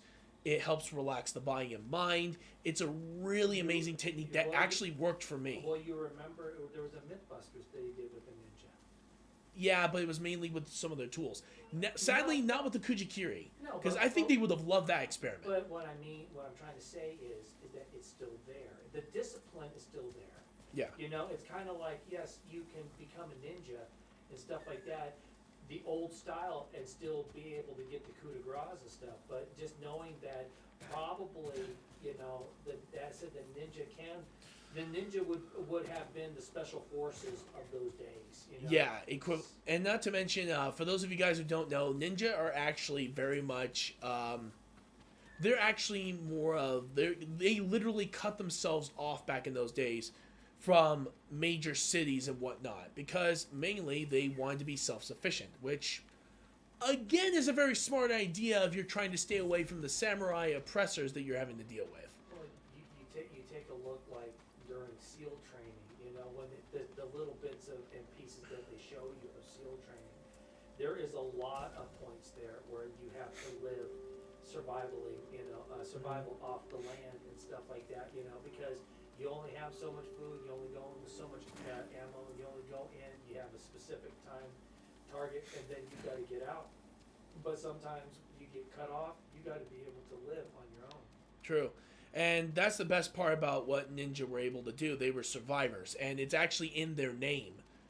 In their name, Ninja, in the kanji, it's to survive. So they honestly fit the description very well. And for those of you guys, I actually will talk to you about this. Give me a second. I think I still have that. I think I still have a link about that stuff on my phone. I think. I hope it's still there. Yeah, here it is.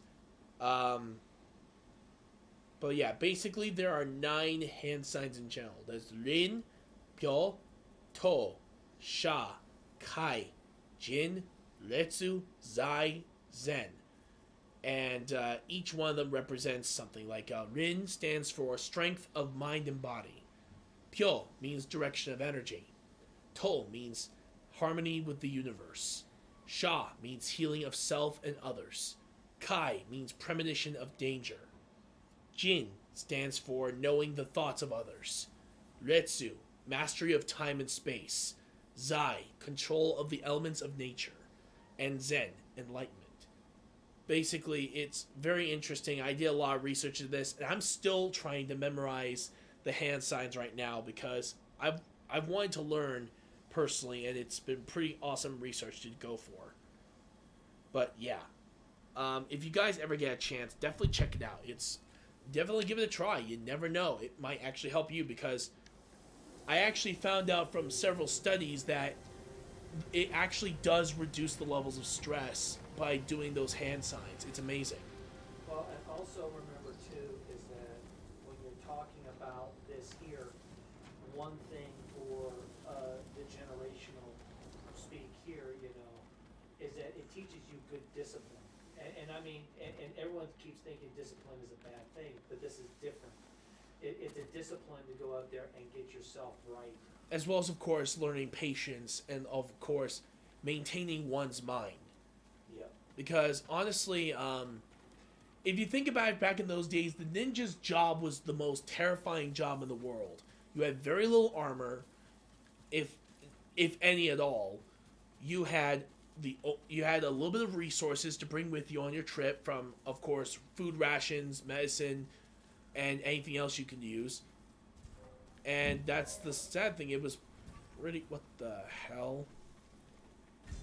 Oh, dear God, it's a bear. Oh, I got him with a headshot. Nice. Rest in peace, buddy. But yeah, basically, it's a pretty interesting thing here. It's, but yeah, actually, I'm actually going to show you on camera right now how to do the Kujikiri, or the 9 cuts. No, you should just. It's, well, the only reason why I turned it off was because of, Because of the internet. yeah. That's right. But yeah, I'm going to briefly show you what it is. First, you have the hand sign like this. This means Rin. Rin right here. Then there is the one right here, which I think is, if I'm doing this correctly, it would be this. This means Pyo right here. Yeah. Then we do again. If I am doing it wrong, leave me in the comments below and let me know if I did it wrong. And then of course we have this one right here. This is known as To, right here. This is of course this is Sha, Kai, Jin, Retsu, Za, and then Zen, right here, right here. Za is right here.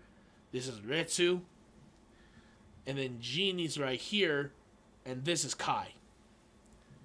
I'm still practicing, but the more I get the hang of it, the more I can actually show you a full demonstration of how it works. But yeah, I have been practicing it, and for what it's worth, when I'm actually stressed and I actually do the Kujikiri, it actually does help me focus my mind on being completely calm and focused on just doing the hand signs alone. It really has helped. So if you guys ever feel like you're in a stressful situation, give this a try. You might be very surprised. Mongols will fall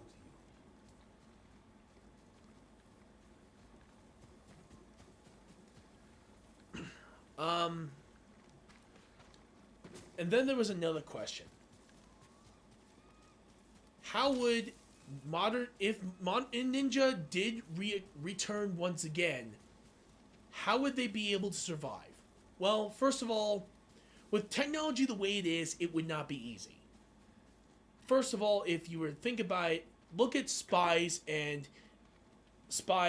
assassins nowadays. Mainly, their jobs are very similar to what modern day the old ninja did back in the past. Oh, hold on. Show me your skill. Well, I gotta take these guys out.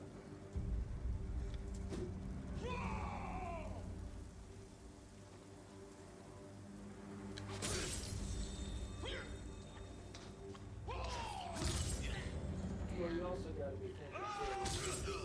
You also have to think too that if you had a lone samurai going into, they're always going against numbers greater than theirs. So it means each one had just one was more of a frontal assault compared to, you know, like the ninja that went up there that utilized stealth, you know, Yeah. as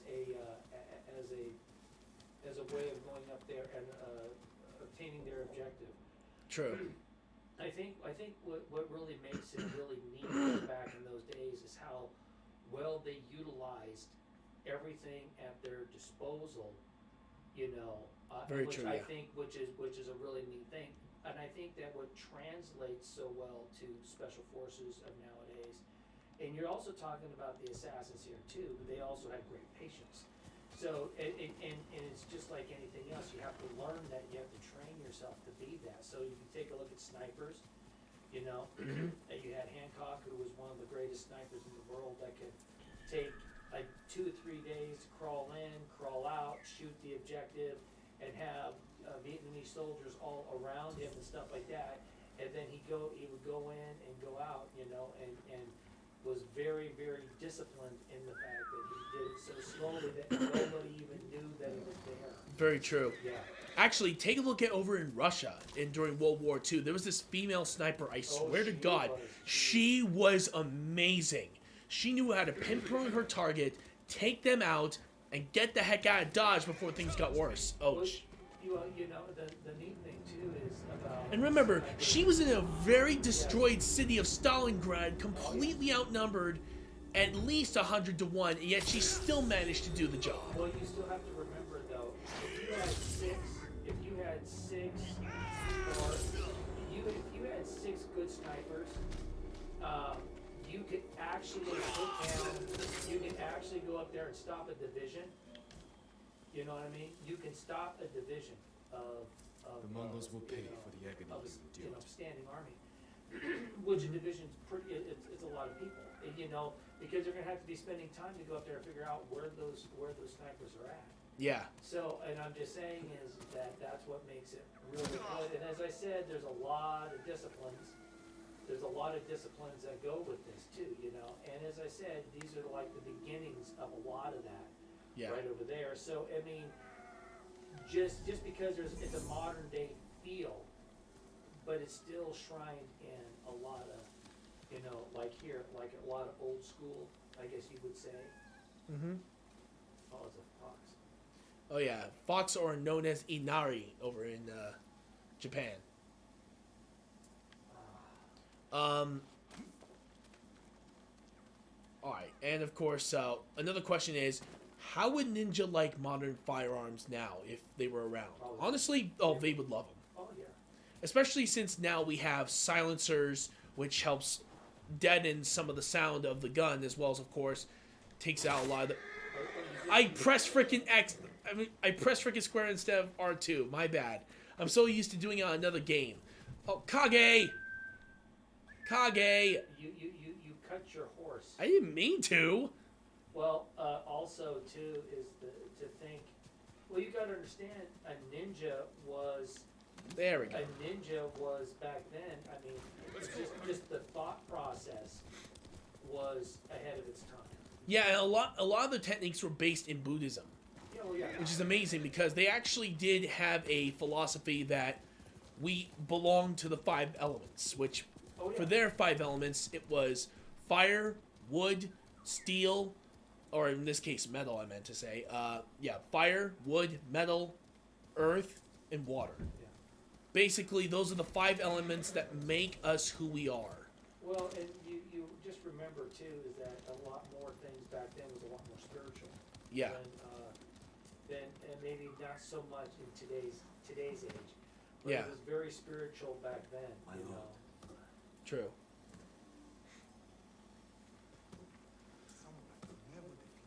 But yeah, for a lot of people, this was a. But yeah, Buddhism was a huge thing about Well, for the ninja, especially when it comes down to like the Kujikiri, the 5 elements, and of course how they use those Well, if elements. you take a look at the Shaolin monks now, if you take a look at them, you see a lot. What you see is you see the old school discipline of the past, but you see so many things that still can be worked towards this day. You know, there's a lot of teachings from the past that we need to bring back to go up there. You know, because a lot of their teachings was very very good. You know, very strict in a lot of ways, but still really kind of. But it was always about honor and respect, true honor and true respect. Not May it this, help you bring not victory. this. You can't figure out what respect is on a person I because they think you'll don't be pleased. understand it themselves. Yeah. An honor Um, to assist your fight. Let me see. Use it to defeat the invaders.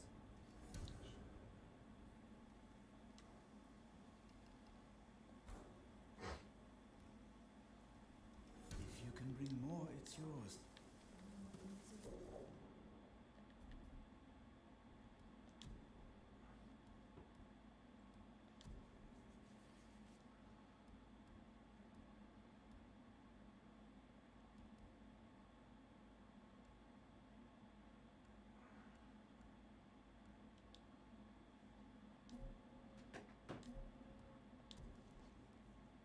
But yeah, if you guys want my personal opinion, you're more likely to see these things do like I guess you could say in a modern day situation with weapons, you most likely see them absolutely going all ape shit over them because they were that enthusiastic of a brand new firearm and anything that was brand new at the time. They took advantage of technology in the best way. Well, that was because they understood. Like their food rations, their medicine Well- was far ahead of its time before any of the modern medicine we use now. Well, as I said, you still have to get back to the type of job that the ninja was going to be performing. And there's you had the new up and coming basically as the ninja, but then take a look at the samurai. The samurai was steeped in a lot of tradition, I hope and it helps. that's what it kept them alive. But it also was a hindrance because they weren't growing I'm sorry. with the I changing need more times. for that. And that's what hurt him. That's where the ninja was able to, not say surpass it at any point, because when it came to fighting and stuff, I mean, Goodbye. the samurai were so disciplined and so well trained that you weren't necessarily going to beat them on a one-on-one fight. Straight ahead fight. You had to take out a samurai in many different aspects of it, and the difference is that the ninja had that ability to go up there and not think of one thing, but to always go up there and know that there's something better. Have you noticed that their weapons evolved, everything evolved for what they needed to do? True. Another question I was asked a lot was, if at all possible, was it? Hold on, I gotta try to kill this. Freaking heck. There you go, got him. Nope, it's actually trying to get predator hides. Oh, I use those to upgrade my weapons and quick shot stuff, like how I upgraded my sticky bomb pouches. nice. Now, of course, another question was asked, and this is actually more of a history question. Did the Mongols really use a lot of black powder weapons at the time? Oh, hell yeah, they did. Remember, this was during the age of Genghis Khan. He took full advantage of explosives beyond any shadow of a doubt. Really, honestly, both sides did. Oh, for the love of God, how'd I miss? Oh, shit. Well, you still got it. You still did. Ah, shit. Hold still, you little fucker. Damn it! Don't make me waste my arrows. Oh my God, you little fucker. Oh my God. Oh my. You bastard. There we go. Finally got him. Wow, I just wasted all my arrows on this one freaking hog. That's well, the thing is that you weren't necessarily as how do you put it? focused. Yeah, I know. All right, but yes, Mongols really did use black powder weapons a lot during their push across east. Cross west. They understood. It's kind of like, as I said, they understood. What was it east? They understood the value of having it. Face me! You know what I mean? They understood the value of it. Oh, what's going on? Showdown. Oh.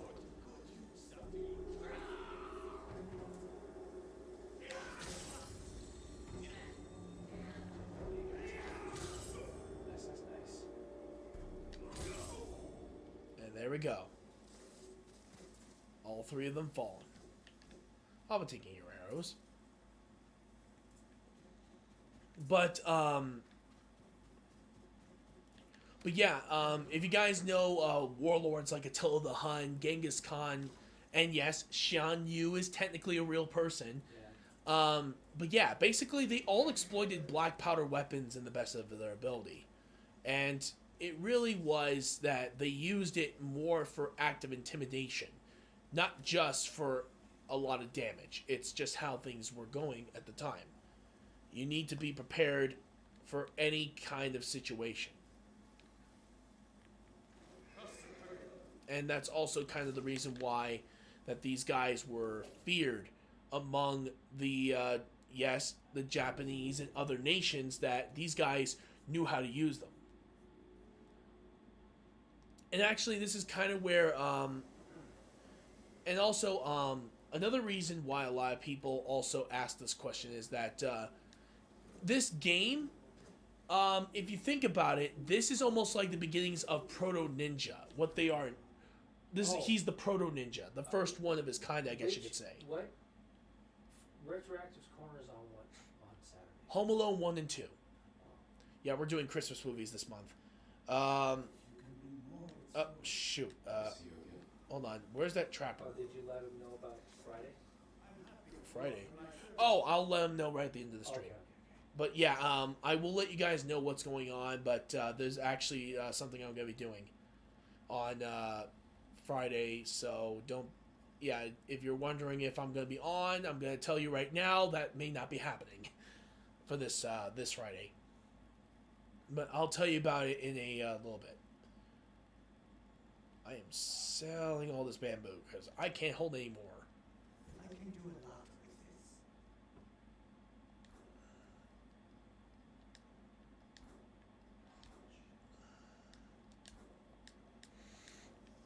this. But yeah, for those of you guys who are wondering, yes,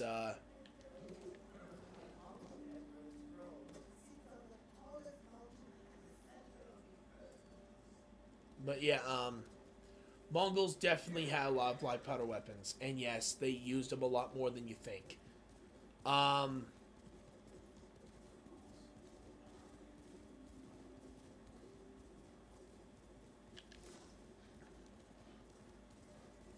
Now, another question is that about the samurai, surprisingly enough. What was their code mainly about? Well, hold on.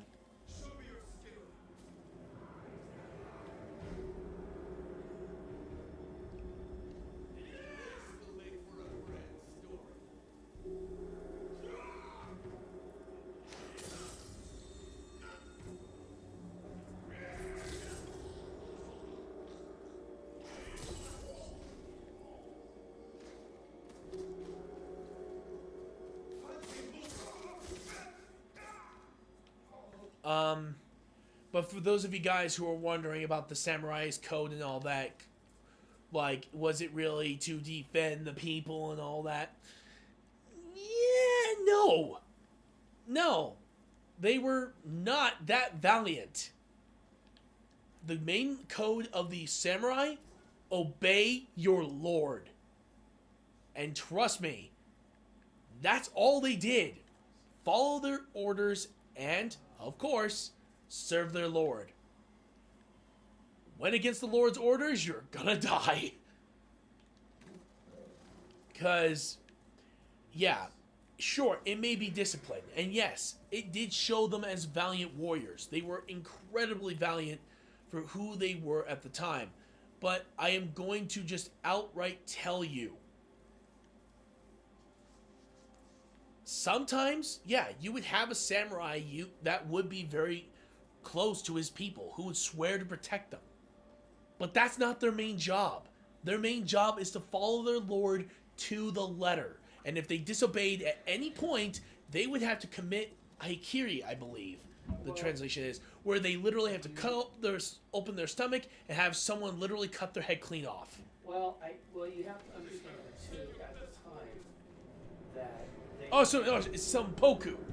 Yeah. Senpoku, that's what I meant to say. I think another thing is that people forget too is that even though that they were part of the for their lord and everything else like that, right, and stuff. So there is that, but the thing. Oh.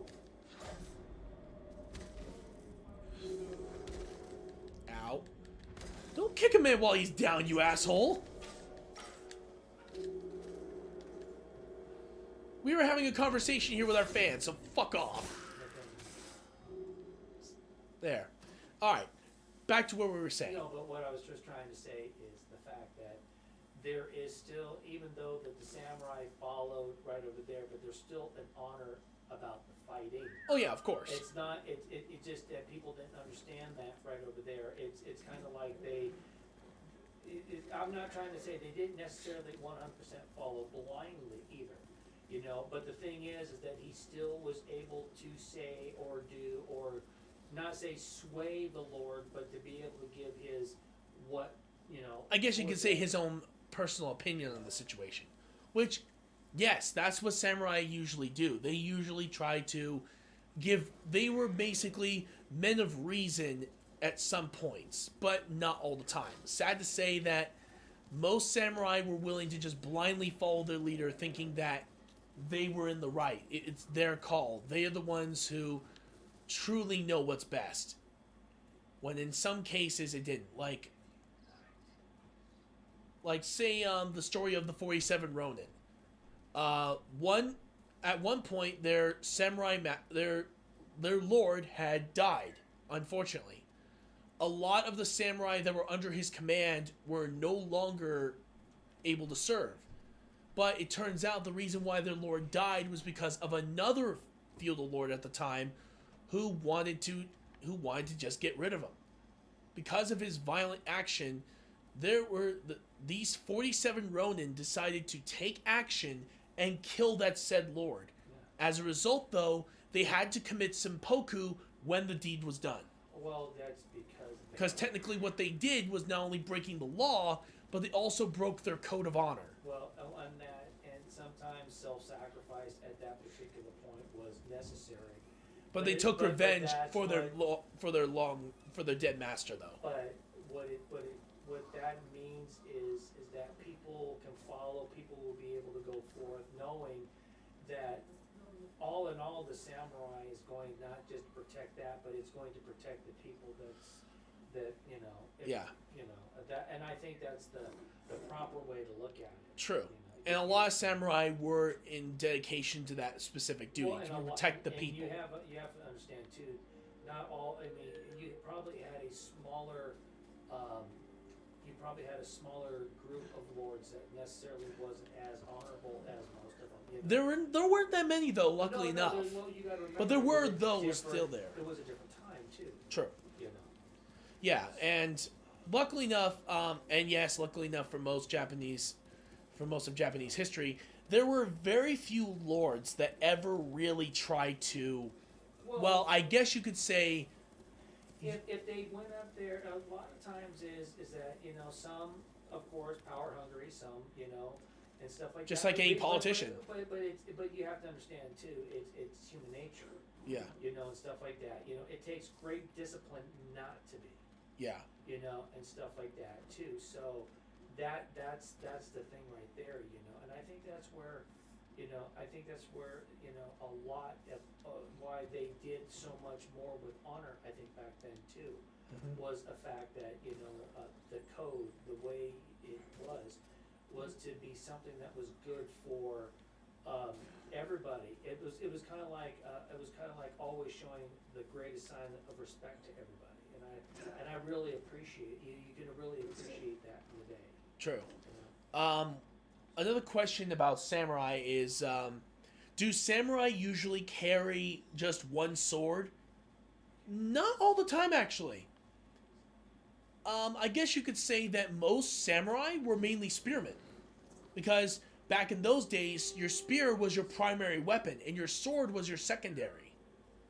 Similar to how military soldiers have a firearm like a rifle as their primary weapon, and their pistol, or revolver, depending on which one you choose, is more of a secondary weapon. Trust me, the spear was one of the most popular weapons of all time. Everyone knew how to use a spear because it was one of the most common weapons you'll find. Because, again, everybody knew how to use one. It was scary. Seriously, the one thing that most people say, don't mess with a peasant because they know how to use a weapon that's similar to a spear. And they were just as dangerous as any soldier would be. Especially since those people could easily bite back at you if you weren't careful. Which is amazing. This is what you'll see what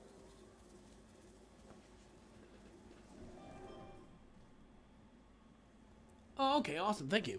Well, I think it's good because I know I heard that you wanted to have people leave in the comment section, so we'll just ask people to see what they like, what they didn't like, how can we improve? Because the really great thing about the community, both on Twitch, YouTube, and Facebook, is the fact that everybody, I believe, really wants people to succeed in what they're doing.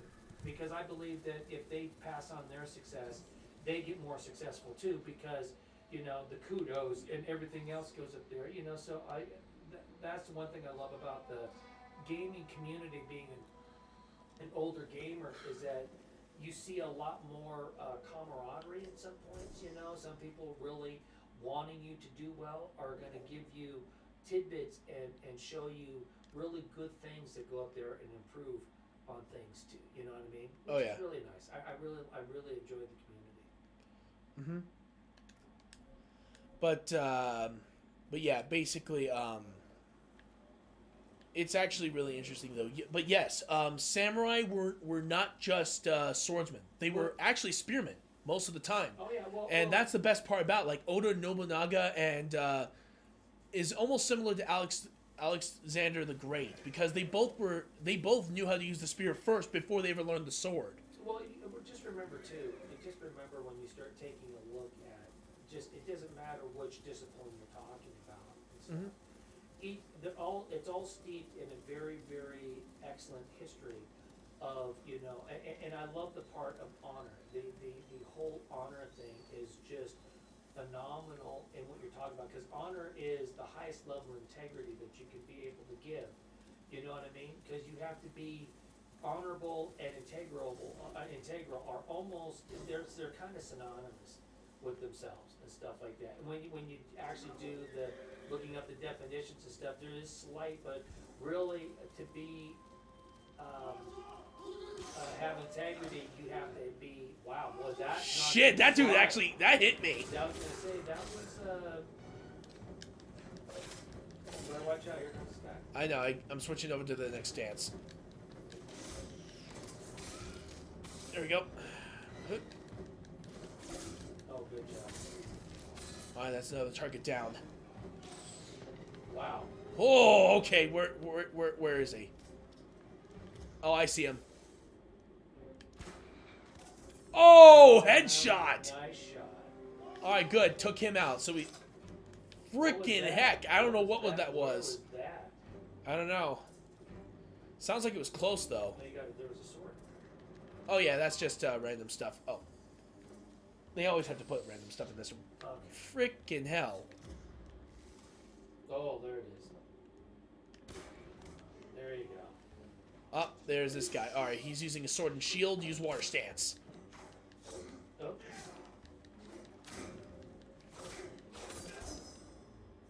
Oh, you got the leader. Yep, got him. I need another 8 more before I can earn the moon stance. Oh no, what I meant is that integrity is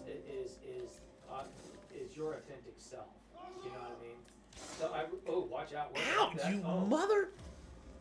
Don't run away from me! There we go.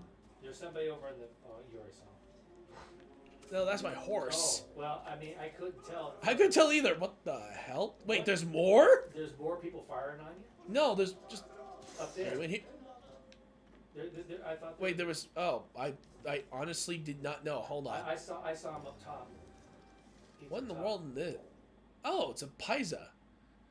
Special tablet given to Mongol officials and envoys that entitle them to certain privileges, such as the use of special supply points, Well, as well as ability you to have conscript goods. Oh, that's you pretty have cool. it. I would take it. Alright, just grabbed it. Oh, Right up there. there. Yeah. Ooh. Screw you. I saw him from back there. Because when you. Yeah, I wasn't able to see him, though. Oh, I did. But you ducked in there really quick, which was a good thing. Yeah. You know? Okay, here's another question. What weapon would you prefer to use in this time period? Sword, spear, or the axe? Ooh, that's a really tough one.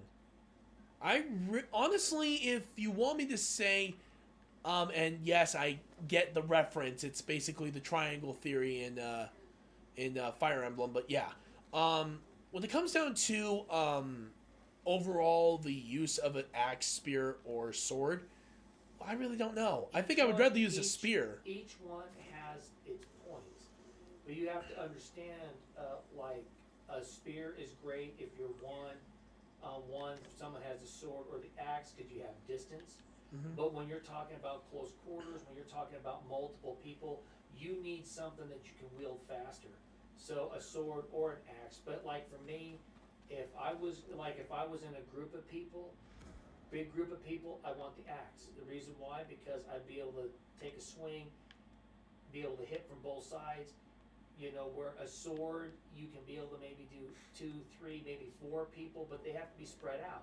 You got to be able to have, almost to wield. Very But true. when it's a spear, you might have 1 or 2 people that you could probably keep at bay. But just remember, right over there, you're moving something that is so long and stuff, and if they get control of it, you're kind of in trouble at that point. Each one, as I said, it depends on what. So you have to be a master of all. You have to be kind of a master of all of every weapon that you have, because you never know what you know. If you take a look at the really great martial artists out there, and the ones that could go up there, pick up a spear, pick up a pole, pick up anything that's around to be able to use what's around them, that is the one that actually understands what it is to be on board, because you might not have your sword, you might not have all those things, but you got to be able to use what's around you. True. So, But yeah, what would you prefer using though? me personally, I probably would use the axe. I would use, surprisingly, the katana or the spear. Well, the only reason why that I would probably use the only Oh wow! Well, he died from my horse crushing him. Well, like I said, I would probably use a spear when I need it, but I think that I would rather have the axe. Number one, it's more intimidating when someone sees it, because they see something large that's sharp that can really do a lot of damage. So the awe factor alone is the reason why that I would take that. Because anytime that you can go up there and stun your opponent, even if it was for a brief second, is still enough to go up there and give you the advantage. True. Yeah. That's probably the reason why I would use it. Yeah, for me, I think it's sword and spear, because I honestly know how to use those weapons more since I've used them more. Well, that's true. I've trained with them more than I ever had with the axe, strangely enough. Yeah, and if it was me, as I said, but this is a video game, but if you're asking me if I was going to have one, I would have one that would do more of a shock and awe. True. It was kind of like the Hawacha. You remember the what was it? It was the lock and load, and also the Mythbusters, when they were talking about 15th century Korean with the Hawachas Oh yeah. and stuff. And what they did was they had 30,000 Japanese coming on, and they had 200 Hawachas. So basically, here you didn't have a very big standing army, but you had something there, and here you got these things flying overhead, sparkles, making a lot of sound, probably killing some, but not killing a lot. You know what I mean? Mhm. And what it did was it sent the 30,000 Japanese retreating. True. And that's where shock and awe comes in too and stuff. Oh yeah. Another question is that another question a lot of people ask is, what would you guys say? How dangerous do you think the spearmen were back in those days? Well, you got to understand that you had people that did the longbow, and they were very excellent at it. You had people that did the swords, and you had other people like that, properly trained, and that's the only thing that they use. Oh, it's absolutely deadly. And then you had the square, where they go up there and they had everybody was able to point the spears in four different directions. So you can be able to handle a cavalry charge. You can be able to handle all those other different things. So yes, the spear was a very, very, very defensive weapon. I think it was more of a defensive weapon because it created space. Not too many times that you ever saw a bunch of people with spears charging, because everything's close quarters. But the spears definitely did keep a very good defensive measure for everybody. True. You hurt my horse, you die. But yeah, let me see. Hold on. Whoa! Oh, I completely forgot I have that ability. Let me see. How dangerous were spearmen? I'm gonna straight up say it. Spearmen are the most dangerous and also the most threatening because, one, it was the most popular weapon of all time. Two is that the range on them made swordsmen it would make swordsmen second guess themselves. And third, everybody knew how to use it. It was that common of a weapon. And also, another weapon that's very common that everybody uses, the dagger. Oh, yeah. Back in those days. Everyone had one. It was scary. Well, plus you got to understand too. It was just like you remember on Mythbusters again. Mm-hmm. You remember that they went up there and they did the quick draw, or what would be better? Would you want quick to take draw a or knife? Do you want to take a knife to a gunfight? And the thing is like one thing that they always said is that the knife never runs out of bullets. True. You could throw it, or you could use it as a melee weapon. Yes. It has more use. But they did find that you can quick. It was. You can outdraw a gun. You can outdraw a gun with it, but once you miss, you miss. Exactly. And your knife is gone. But the thing is that if your gun runs out and you do have a knife, and that's you could just run and charge at them. Well, you take a look. You remember the Bowie knife. The Bowie knife was very, very popular back then because, of course, Jim Bowie. And you're talking about that guy right there. He signified, and that's what sometimes when you're out, this is the knife that you had, and you're able to at least keep fighting with that. So the dagger, of course, is never. It's going to be one that you're never going to be without. I mean, every special forces, everybody's always going to have. From the special forces to civilians, everybody had a dagger, and trust me, guys, daggers were some of the most important tools you could ever use, because basically, I'm actually going to pause and show you on the camera for a minute that back then, like this, my hand, the size of my hand, that's the size of the handle. The blade was all the way from here to here. That's how scary the daggers were back in those days. They were almost like having miniature swords on hand. Well, they were incredibly dangerous. Easier to maneuver around. And not to mention, like like I've stated a few times already, everybody had one. Everybody had a dagger, which meant you didn't that you already, with someone with a dagger, you already know they know how to use it. Oh, yeah. Where, like, say if you were a bandit, you walk up to some people, you're gonna rob them with a sword. Or if you had a bow, well, guess what? I have a freaking dagger. If you miss, I'm gonna come after you and I'm gonna go swinging at your face. And that's a good thing, in a sense, because as I said, you have to have a no matter what happens, you have to have a backup.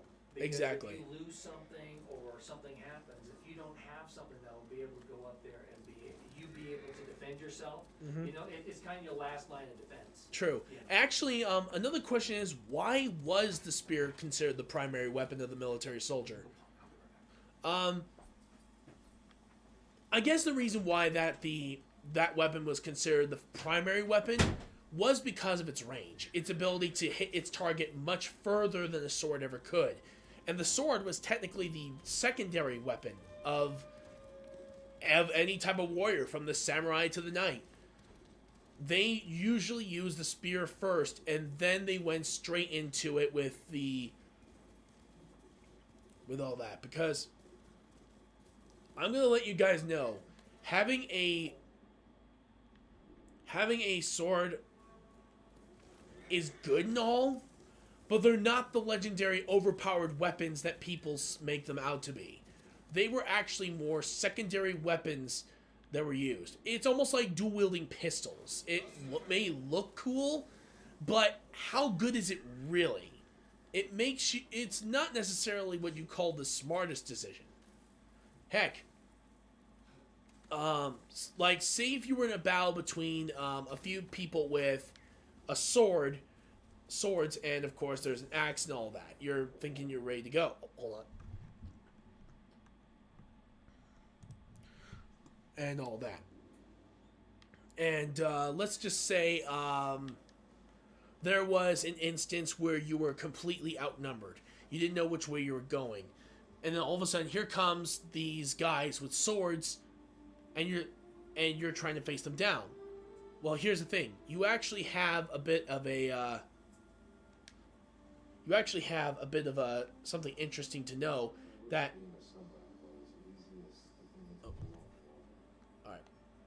but yeah, basically with the spear, you have range. You can thrust. You can then, of course, parry. It's very easy. You at least know what you're doing.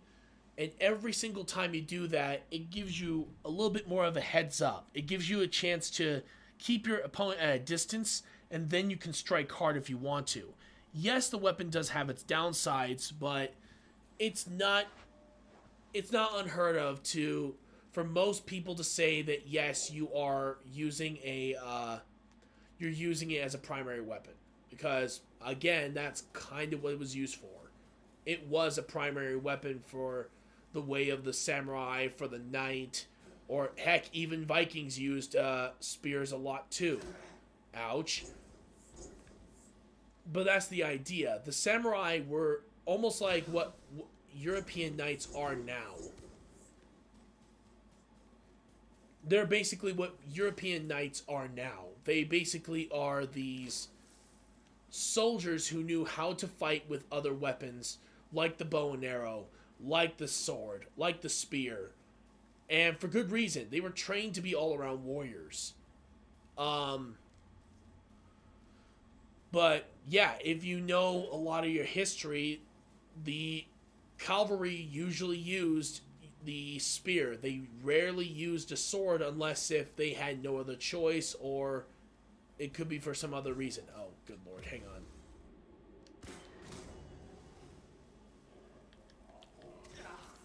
Ow.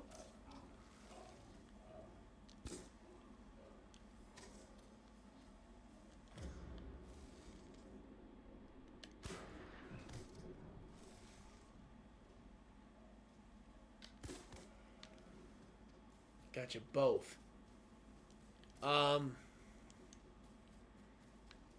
Let me think. What would be a good example of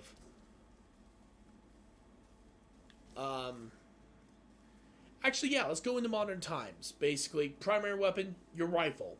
or your primary weapon is either your rifle, your sniper, and your secondary was either usually the submachine gun, the pistol, the shotgun.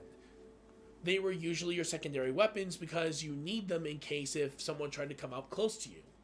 That's basically what the spear and the sword were. The spear was the long-range weapon for a melee combatant, and the close-range weapon was the sword. Actually, that's the reason why so many archers carry short swords, because having that secondary option in case if you get attacked was always worth it in the end, because you never know when you're going to get ambushed or if someone's going to spot you and close the distance. But basically that's the idea. Another question that I've gotten from a lot of people is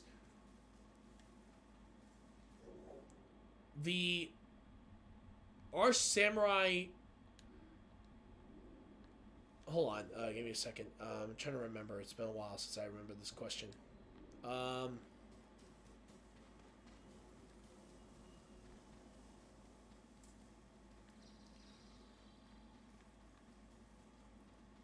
What were Ronin? Ronin was a name for a samurai with no master, and hence the story of the 47 Ronin.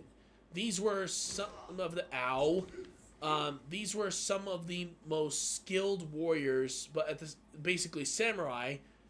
However, now they had no one to call their lord, their master, if you will. Basically, a lordless or masterless samurai. And they travel around. These guys were basically like your mercenaries, your hired guns, I guess you could say. Because they had no master, they didn't have anywhere to turn to. They weren't able to do what they wanted to do. And it was almost a bit of a shame. But strange enough, most of the best stories, especially for samurai movies, came from Ronin stories. Like, take a look at the story of Samurai Jack. Samurai Jack is, okay, sure, there's a bit of a technicality saying that the world is his master. Yeah, I could see that, but most likely he's a Ronin. Or, let's take a look at Afro Samurai. Afro Samurai is a Ronin. He is a Ronin, meaning that he has no master, and he just does things the way he wants to do them. It's who he is. It's who he is as a person. And again, that's what kind of Ronin are. Ronin are those who have no master and just, well, they just don't have really anything to turn to. It's their choice. And that's actually kind of the beauty as well as the tragedy of Ronin. Ronin were... Because, in a way, the tragedy is they have no master to fall into. But, at the same time, a lot of legendary stories came from Ronin. And that's amazing to think about because these guys are the ones who, I guess you could say, they're their own master. They choose their own path in life. One of the questions I remember having a long time ago was, what is the difference between, in a way, what is a Ronin? Or in this case, what is a Ronin and what's the difference between them and samurai? And luckily enough, it's actually in the name. Basically, a Ronin is a samurai with no master, where a samurai is a warrior with a master. Well, the difference, but there's really, the basically the saying is, I guess you could say one was more have done will travel.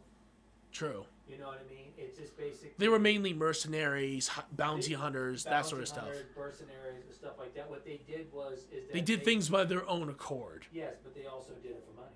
Very true. Yeah, the thing is, everything right there takes money to do. So, yes, you can go out there and you can be able to do that. Which is okay, but there also is not the same sense of honor either, or the same sense of loyalty, because they have a loyalty to themselves and to the money that is being brought in. Now, of course, where their samurai training and stuff like that comes at it, because once they have an accord, then they follow it to the letter. True. They're going to do it. So, yes, it's almost like the minute the minute the handshake is made, but once the task is over, it's done. Yeah. Now, if you have a guy that was a lord, but he paid them for everything that they did, then trust me, he would have allegiance to the person until that person ran out of money. True. And actually, I just mentioned this also as well, that that you hear more famous stories about Ronin than you ever do about actual samurai. Well, because, Like Samurai Jack and Afro Samurai, for example. They were mainly Ronin. well, if you take a look at it for right there, that's what it was. They were on, they were on a quest. They were on. They To were save out. the world. Or, Yeah. well, Samurai Jack's is. Jack Afro Samurai's was a soul story of revenge. Yes, but when you're talking about Samurai Jack, it was to save the world. He had purpose. He had an exacting, absolute purpose. Yeah. You know what I mean? And I think that's what. And of course, as I said, of course, the Ronin is always, because the Ronin is traveling. The Ronin is going out doing things that are different. Where the samurai never really left its territory. True. And but yeah, honestly though, you do see and hear more stories about Ronin Yeah. than Well, you do makes- samurai. And honestly, that's kind of the point, because Ronin travel all over the land of Well, Japan. They do so many things that most samurai are either restricted or not allowed to do. Well, you have to understand that. Remember, you're going back. A lot of them bounty hunters. A lot of them, to do assassin. You cannot live by a samurai code and do any of those two. Very much so, yeah. I mean, seriously. You could be a general, you can be a politician, but you can never be basically a mercenary or bounty hunter. Well, the thing is like I said, is that there's really no honor among thieves, And the thing is that, being a bounty hunter, you're going after somebody. You're being paid to go up there and do a job, and stuff. Yeah. And it's kind of like you're almost a judge and the jury at this particular point. because Judge, jury, you're- and executioner. Well, you're not executing the person. A lot of times you're bringing them back to the person, or because if not, then they went out to assassin like a hitman, and it really goes to the highest bidder, So True. like if it was me and another person, another guy, and I wanted that guy done, and he wanted me done, I guarantee you, if there's only one samurai in the area and I paid more, he's gonna go after that person unless they already made an accord first. True. But yeah, honestly though, I guess you could say if you want to go more of Western, and Western animation and all that, let's take a look at. Actually, when it comes to video games, let's look at Link. Yeah. Link, even though in some iterations he does serve a king, but think about it: when the king is gone or dead or whatever, he's usually on his own trying to save the world. Well, Basically, he's a masterless samurai in a way. Well, you got to remember, a swordsman's a little bit different back in those days too, in a sense. You had some that I think a lot of times is that with the samurai and how they did things too. If you take a look at the swordsmen of the day, you're talking back to King Arthur, the knights and stuff like that. They had honor and code to the king. Yeah. Into the kingdom and stuff like that too. Exactly. But like Link, you still had the prince. You still had the princess. Of course, yeah. So basically, everything was always about Zelda. In a True. sense, you know what I mean? So he still had something. Mm-hmm. Right there. There was some sort of royalty that was guiding his presence. And still is. Very true. Another question I've asked been a lot. Would you consider the assassins from Assassin's Creed equivalent to European version of ninjas? Oh, most certainly, yeah. Well, But mainly the ones from Assassin's Creed 1. Because at those times, their outfits fit the time period, especially for priests at those times. you have to understand too, like I said, everything, like even the Assassin's Creeds, and at the time, you have to be looking at it for they change with the times. Mhm. You know what I'm trying to say? So you can't necessarily wear all black and have your face covered and all this other stuff, and then walk into a grocery store, let's say. Very true. You have to blend in exactly the way it is. If you take a look, a lot of the times that a lot of the times, like the ninja go up there, they would attack on lone roads and stuff like this, you know, and wait for them to come in. You know what I mean? So it was. There are even times where they actually have techniques to blend into society, like being a monk or a apothecary Yeah, or but you an have to average understand- citizen. But you have to understand that they are now. I mean, that's what it morphed into. You see what I mean? Exactly. So when you start taking a look at Assassin's Creed and you start taking a look at all the stuff right there, you can actually go back. You can actually go back and see the disciplines from years past. You know, Mhm. the nice thing about what do you call it? About it, it's kind of like how Gerard put it. If you live in a vacuum, you know, they're talking about the Yeah, Sega about the Genesis, that- SNES versus the Genesis. Yes, Yeah, when they so basically, when yeah. if you live in a vacuum, that's what it is. It is like I said, the discipline of things. Very true.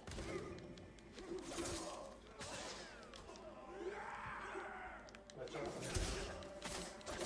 Oh wow, he ran right into my sword strikes. Good lord. You got lucky there. So no, I was saying is, oh, I saw that coming. Oh, you. Ow. Oh well, he was not gonna last long. Oh, I saw that coming though. How are these guys still alive? Let me see. Another question is, I think a um, good question. I think a good thing for people to do is when they're playing all these different games and stuff like that. Here's the advantage. What I really think is really nice that you're seeing. I think where video games give you a really great glimpse of the what could past, be. of the past, and then you can be able to see how it progresses up. Which is really cool about this too, because one thing I appreciate about gamers, because they want to try to get it as authentic as they can, as close as that they can. You know what I mean? Mhm. Based what they know. But the nice thing is, it shows exactly the time frame. But then again, you can see a lot of different, like the same strategies, the same, you know, for the training and everything else that goes with it. You know. And if you start taking a look at like ninjas or games where samurai and stuff, Assassin's Creed, start taking a look at the Modern Warfare. Try to find the ones that actually deal with the special forces and stuff, and take a look and watch how well everything morphs. You know, snipers and all those things. Yeah, as I said, it takes a great discipline, a great discipline. Yeah.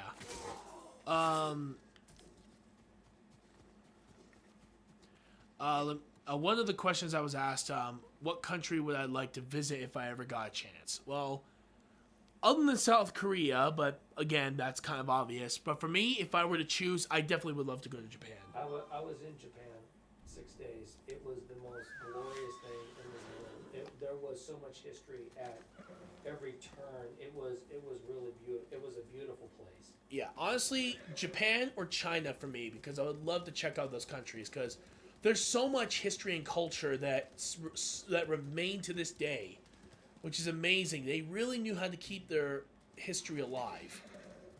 More than Europe, so sadly enough, but you get my point. Oh yeah. But yeah, it's still really awesome though. But you can still see so much of. I would, honestly, I would go to Europe. I would love to see the battlegrounds of World War I and True. II, because they were so close together. And the thing is, it doesn't matter if you're in World War I or World War II, even though the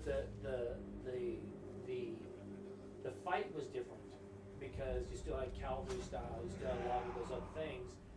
But I think what really made it great was the fact that it was in the same area.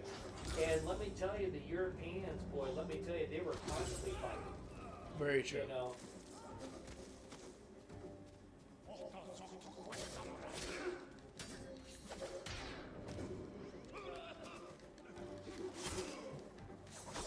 Watch out.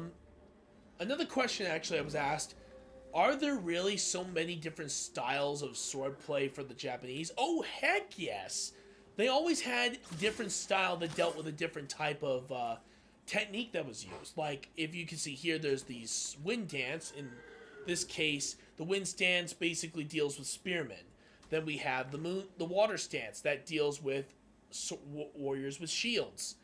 And finally, the stone stance, which is your basic stance that handles regular swordsmen. Well, and It's pretty cool. And all I'm trying to say is right now is the fact that I was watching this one Chinese B flick, D flick, Z flick, whatever you want. But the premise of it was you had one master with 3 sons, and then and he had his technique, and you had another master and he had 3 sons, and his technique. So they basically had their own disciplines, right? True. Now, where one master taught all of his sons everything that he knew, and then you had the other one that taught each one of his sons, like one dealt with just legs, one dealt with just arms, one dealt with something else. But he never taught them everything that he knew. He only taught them 1/3. So basically, all 3 together makes one perfect or one really good thing. Because he always wanted to be the master of things, right? True. Then they finally met on the battleground there, and they were determining whose martial arts was superior. And he went out there and he told his son, "How come you're not using the mind meld kick or whatever he called it at the time?" And he says, "You never taught me that. You taught brother that." And that's when he realized that all 3 of his sons were going to die, and his martial arts was going to die with him. Yep. Because he wanted to be the master. The difference was this guy taught all 3 of his sons to be exactly so they can take his spot. The only reason why dad will still be there, because number 1 is that the sons will always have respect for their dad, but number 2, it was the fact that he knew more than them by experience. True. He needed, the older that they got, and the more that they would learn through their experiences, then they would be able to take over for him. True. But that was the difference, Yeah. So that is the reason why that you can't have one thing. That's the reason why Bruce Lee was so big on never wanting one style. He learned just like Chuck Norris is still learning at 80, still learning all of this different martial arts. I think he's got I can't remember what degree, black belt in Brazilian Jiu-Jitsu. I know he has an 8-degree black belt in Taekwondo. Oh, well, and is yeah, the first he was. to earn that. And Also, nice on you, Chuck Norris, from learning my country's martial art. Awesome, dude. But that, and the nice, as I said, what's really nice is that that Chuck Norris also believed in the same philosophy as Bruce Lee, not to go up there and hold one style, even though that he took Wing Chun to the next level, Kung Fu and stuff like that to the next level. But he never rested on his laurels. That was probably the reason why that it was very hard for people to fight him, because of the fact that he knew so much. He has said he could switch up at a moment's notice. That it wasn't going to be the same kick or the same stance, True. in the same thought. Mm-hmm. All right, we got another question, and it was actually one of my friends in college who asked this. Hold on, first I have to kill this bear. Whoa, freaking heck! Oh, did you get him? Nope. No, but no. He's gonna eat Whoa! you. Oh! He's gonna eat you something. Ow! Frick! We'll Ah! stab him. Oh, you got him. Thank goodness I hit him with a freaking arrow earlier. Yeah. Another question was asked. When it comes down to battles like this one, like in the game, were battles like this common during those days in Japanese history? To a certain degree, I say it depends. trust me, samurai were smart. They would never take any unnecessary risks unless their lord told them to. Well, and even then they were was still smart enough not to take any unnecessary risk. Because, Very true. Because the thing is, though, you can't defend your Lord if you're hurt. And they understand, like the Lord didn't understand battle as much as the samurai did. Oh yeah. So basically... That was their job description. Even though that the Lord would say something, but it wasn't necessarily 100% blind, because they understood that if he's dead, the Lord's dead. Exactly.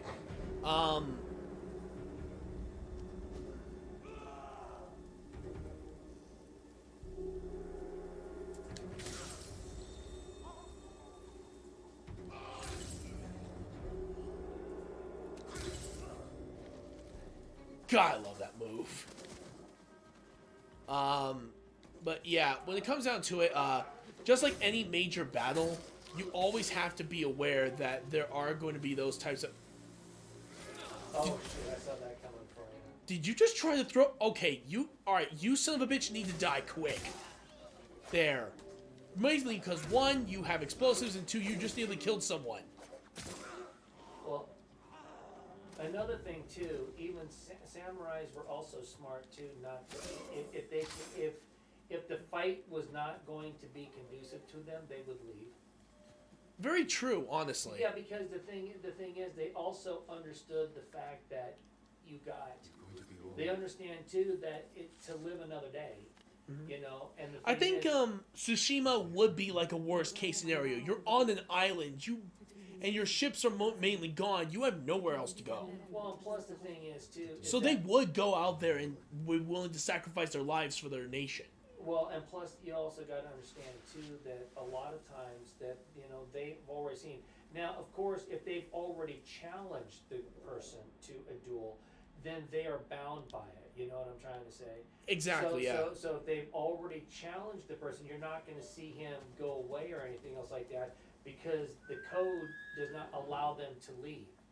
But beforehand, they can assess the situation, and they're going to be able to take a look at it and say, you know what, this won't be conducive for me, but I can always go somewhere else to go up there, and then we can fight where it's going to be a little bit more of an even fight and stuff like that, because they're not going to get themselves into a precarious situation.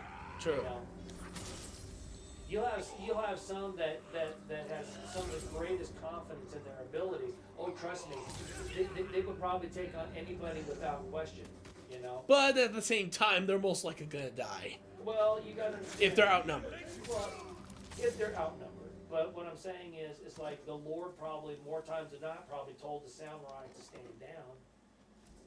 Yeah, then but again, those types of there's orders were very laws. rare. But what I mean is that if the Lord looked at it and said, you know what, it probably been the Lord that probably told them to stand down more than the samurai. But like I said, is like the samurai will go up there, can be able to determine. But a lot of times they believe that they were the superior warrior out there, and it's good, and which is good, because you have to prove, you always have to, in your head, is like, I am the greatest, I am the best of the best. It was more of a mentality factor in this case. I was watching First Night with Richard Gere and stuff like that, and Sean Connery and that. And he was Lancelot, Richard Gere. But he went in there and he was, back then they were doing sword fights for money and stuff like this.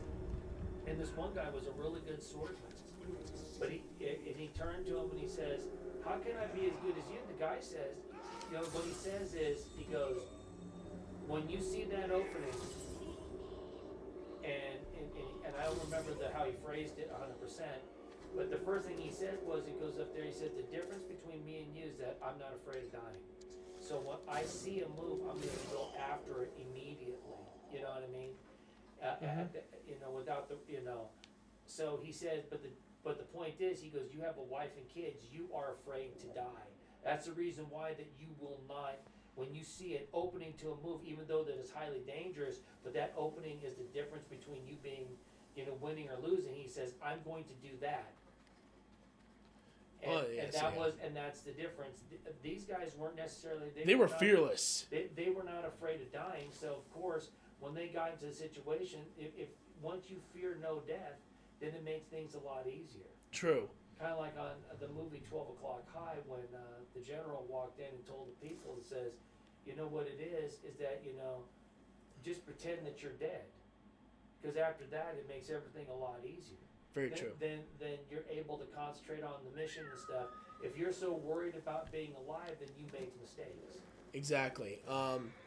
And that's actually the reason why the samurai were so feared, because these guys were trained to take on any challenge regardless of risk. Yeah. And that's honestly what made them so dangerous of warriors to begin with. And there are actually many people who say that who could win in a fight, a European knight or a Japanese samurai? Well, That's the thing. They're both similar, almost exact to a T, The except for maybe knight- a few differences in their honor code. well, the thing is that the knight and the samurai, in many instances, are the same thing. You know, they are. You know what I mean? Wow. No, that's- How Wow, I actually got a couple good hits in. So what I'm saying is that they followed they basically followed the same code. It was Except for a few key differences in how they do it. but that's because also you got to understand you're coming from Oriental To European. Oriental customs to a European customs and stuff like that. There is going to be differences anyway. Honor is still the same thing, but honor and code is thought of differently by different groups. It always is, you know. It doesn't mean one's right or one's wrong, you know what I mean? It doesn't mean that. It just means how you grew up, you know?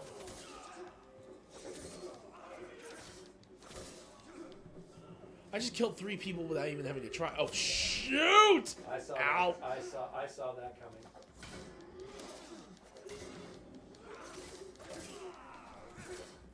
Here he comes, guy behind the tree.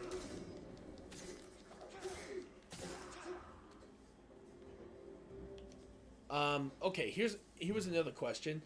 How accurate is dual wielding? Is it really as bad as it is? Okay, first of all, I'm gonna straight up say this.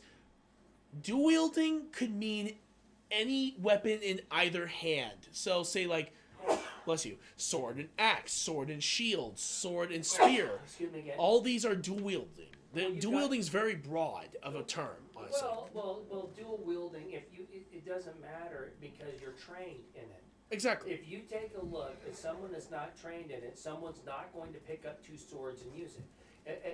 In my case in point. So let's go back to watching. You remember in Star Wars 2, right? Attack of the Clones. Yeah. You saw that even though that Obi-Wan had 2 swords, Anakin. he gave. I mean, no. When Obi-Wan got 2 swords, he gave the second one to Anakin. So Anakin knew how to do both lights. You know, can be able to dual wield. But if you notice that, because of the way he was trained, Yeah. Obi-Wan didn't. Obi-Wan was never going to use 2 swords, ever. He's only going to use the 1 sword, right? And if you take a look, that's how it's trained. Take a look, though, if you notice, out of all of the dual-wielding swordsmen out there, right there, had dark tendencies. Remember Count Dooku? He was never a dual wielder, though. He was. Yes, but he could, and he did. So he was a dual But then, wielder. what about Aayla Secura? She was completely pure on the light side. So. Well, yeah, but what I'm saying is that normally you saw that right over there. She probably was able to balance, kind of just like with Yoda, was able to balance light and dark. You Oh know no, what I she mean? was devout to the light to the end. But what I'm saying is devout, but you still have, like Yoda said, you still have to understand the dark to know what it is, and to be 100% light, she knew what the light did.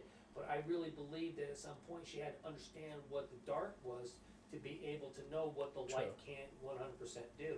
Now, if you take a look at those, right, like that, I'm just saying is that Anakin, who at the time was a Jedi, but still, you know, he still had his fear, his, you know, afraid, you know, stuff like that.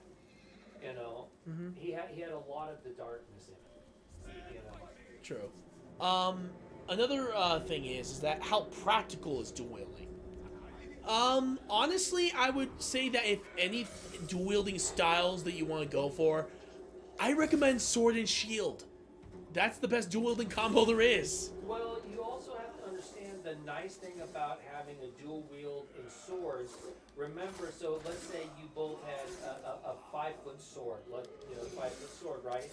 And if you go up there and you take the sword and you do this right over here, now you have 16 feet, because remember I'm 6 foot. I would have 16 feet of circumference. So I do have an ability to go up there and be able to keep certain things, people at bay. You know what I'm trying to say? So basically, it's an 8-foot circumference. I'm sorry. Yeah. But what I mean is that 8 foot still gives me plenty of time to react, and it gives me just enough time to be able to handle the stuff I have in front of me and be able to at least keep something at bay back there, because they don't know if I'm going to be attacking them or if I'm going to be attacking the other side. But yeah, honestly, like if you're, well, here's the thing though. If you were using like dual long swords, I'd say, dude, are you mad? But if you were using dual short swords, I'm like, yeah, that's a much better idea because they're lighter, they're able to maneuver better, and not to mention that you could actually unsheath them much more easily than any long sword you could from your back. Well, and like I said too, the circumference that you get with it. Because when you're wielding one sword, number one, you're also talking about weight too. That was an excellent point. And you also brought up another great point too. Trying to unsheath that at any type of speed is going to be tough. True. But a smaller sword, lighter sword, that I can go up there and be able to keep people at bay. It's like, even though that I can point one at you, just remember I can turn my body to the side and take a look. Right over there, I got myself pretty good length right here and here. I could touch the wall, and I'm still able to go up there and be able to defend myself. Exactly.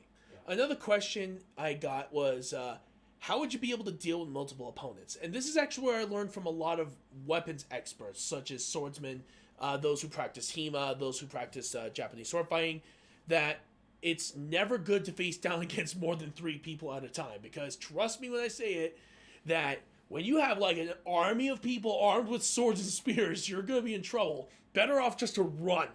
Well, and that's even with martial arts. If you're dealing with just hand-to-hand combat, just run. If it's not a one-on-one situation, you're probably going to be in trouble. Yeah, the main thing is like, just like anything else, to live to fight another day is always a good thought. It's a preference, because the thing is that, you don't want to be going through and then all of a sudden, you're getting yourself into a situation that you already knew at the beginning that it was going to cause you pain.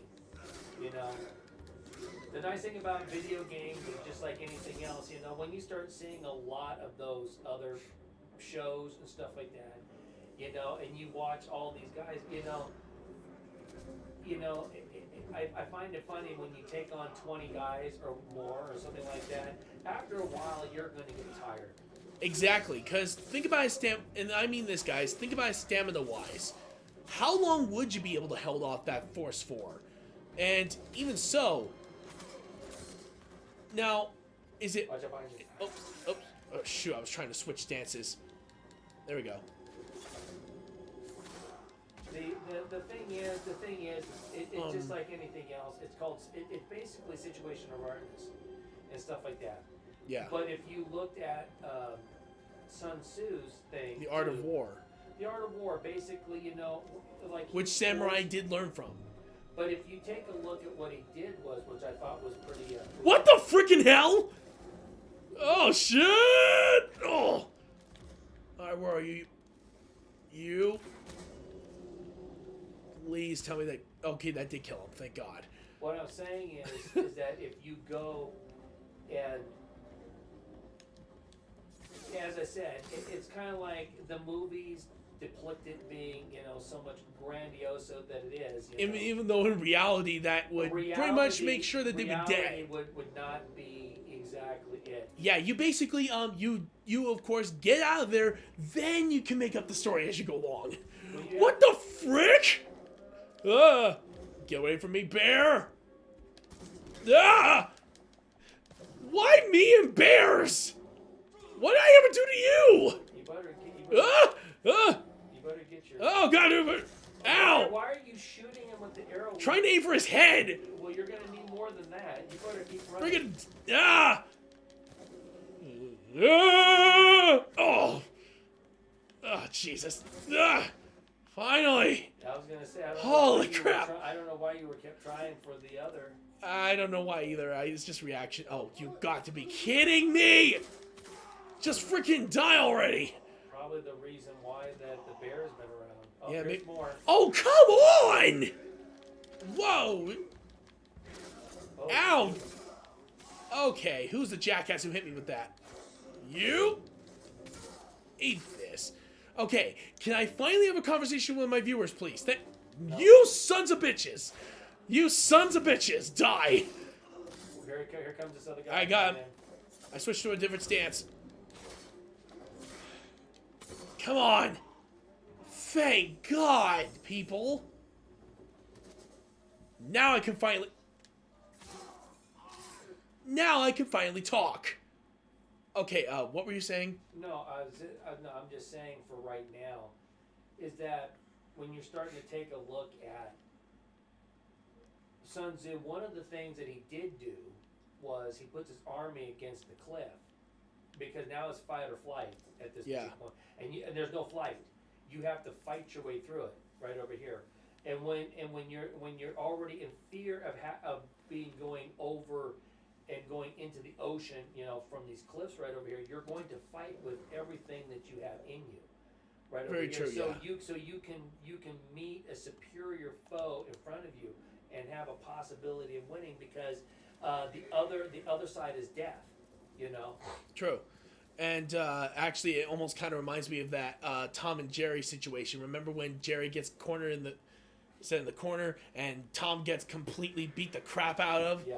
That's basically the idea. Well, and the thing is too, is like a lot of times when you're starting to take a look at war, it doesn't matter in this day or if it was in another day and stuff like that, you know. It's like each time everything morphed, you know what I mean? Everything morphed in its day. So it's kind of like, you know, the great Patton. Patton did not, you know, took a look at the tank and said, no, because he was a cavalry guy, you know, Yeah. his horses and stuff. But once he realized that you could put tanks together and do a cavalry style charge, that's when he understood the premise of how tank warfare, which was World War II, was World War 100%. Well, World War I introduced it, and it World did War shake II down, but basically went World all War out. II was the tank war. Yeah. That World War II. That's what World War II was, based off the tank war. True. Another question that a lot of people have asked, is it smart to attack low when you're using a sword? Not necessarily. If it was martial arts, I would say very much so, yes. Because you could actually do it very well. But think about armor that was worn not just for Japanese, but also Imperial Knights. They had a Anakin. lot of amazing leg Anakin, wear. I have the high ground. Yeah, basically. In the high ground situation, I would say no. I think you have an advantage anytime that you have a height advantage over something, because number one is that the person is actually fighting up the hill, so he's already having a disadvantage by having to go up. It's a wasting of energy, even though yes, everybody's in great shape and stuff like that, but it's still a wasting of energy. Number one, another thing too is that if they're bringing the sword down, they're bringing it down with more force because they are coming from a higher place. Very true. So the person is more on the defensive end coming from the low side. And plus, you also got a better field of vision from up high, because you can be able to look down, so you can be able to see more. Plus, the thing is that normally when you're on the high side of something, you can pull yourself back because it's harder for the person down below to be able to pull his head out far enough to be able to see where you're at. True. I think that, yeah, that's definitely a good point, but I was also wondering if the question meant, like, aim for the legs sort of situation.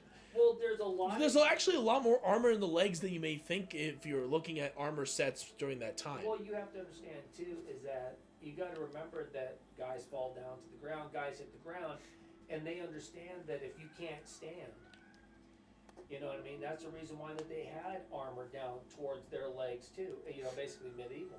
time because they understood, because peasants and stuff like that, you can still take a shot into the leg, you can still take a spear, you can still take those things.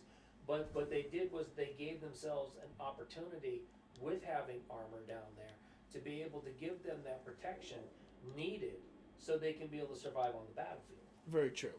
But yeah, another place is another, and this actually follows the last question.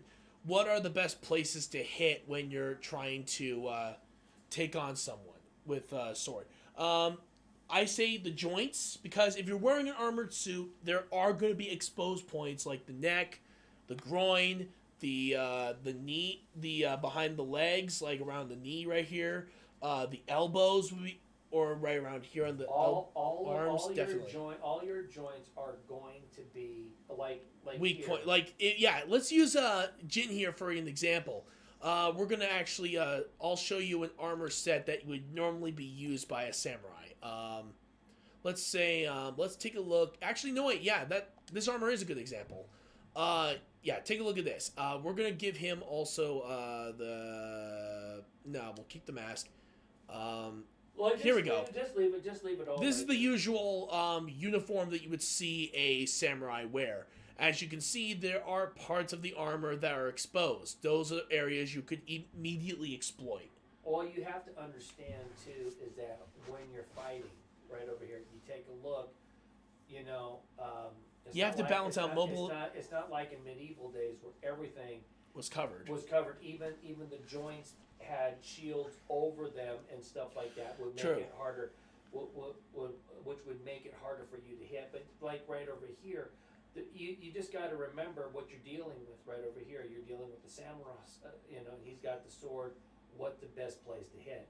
The weakest part right now of his whole thing, if you can get to it, is a leg.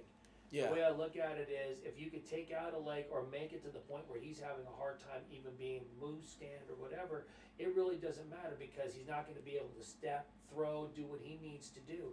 So you've already got an advantage over him. True, and not to mention, the Japanese armor set was mainly for having protection but still giving mobility, which again is very essential. Where European knights, I am going to straight up say it, that armor is heavy as hell. So they're going to run out of energy more quickly than the freaking these guys, but they have more protection. Well, take a look back in the days. I mean, they used to stand up and they used to shoot at each other in front of everything. They just get up, they go shoot, and then the other side shoots. I mean, it was more of an honor thing back in the old days and stuff.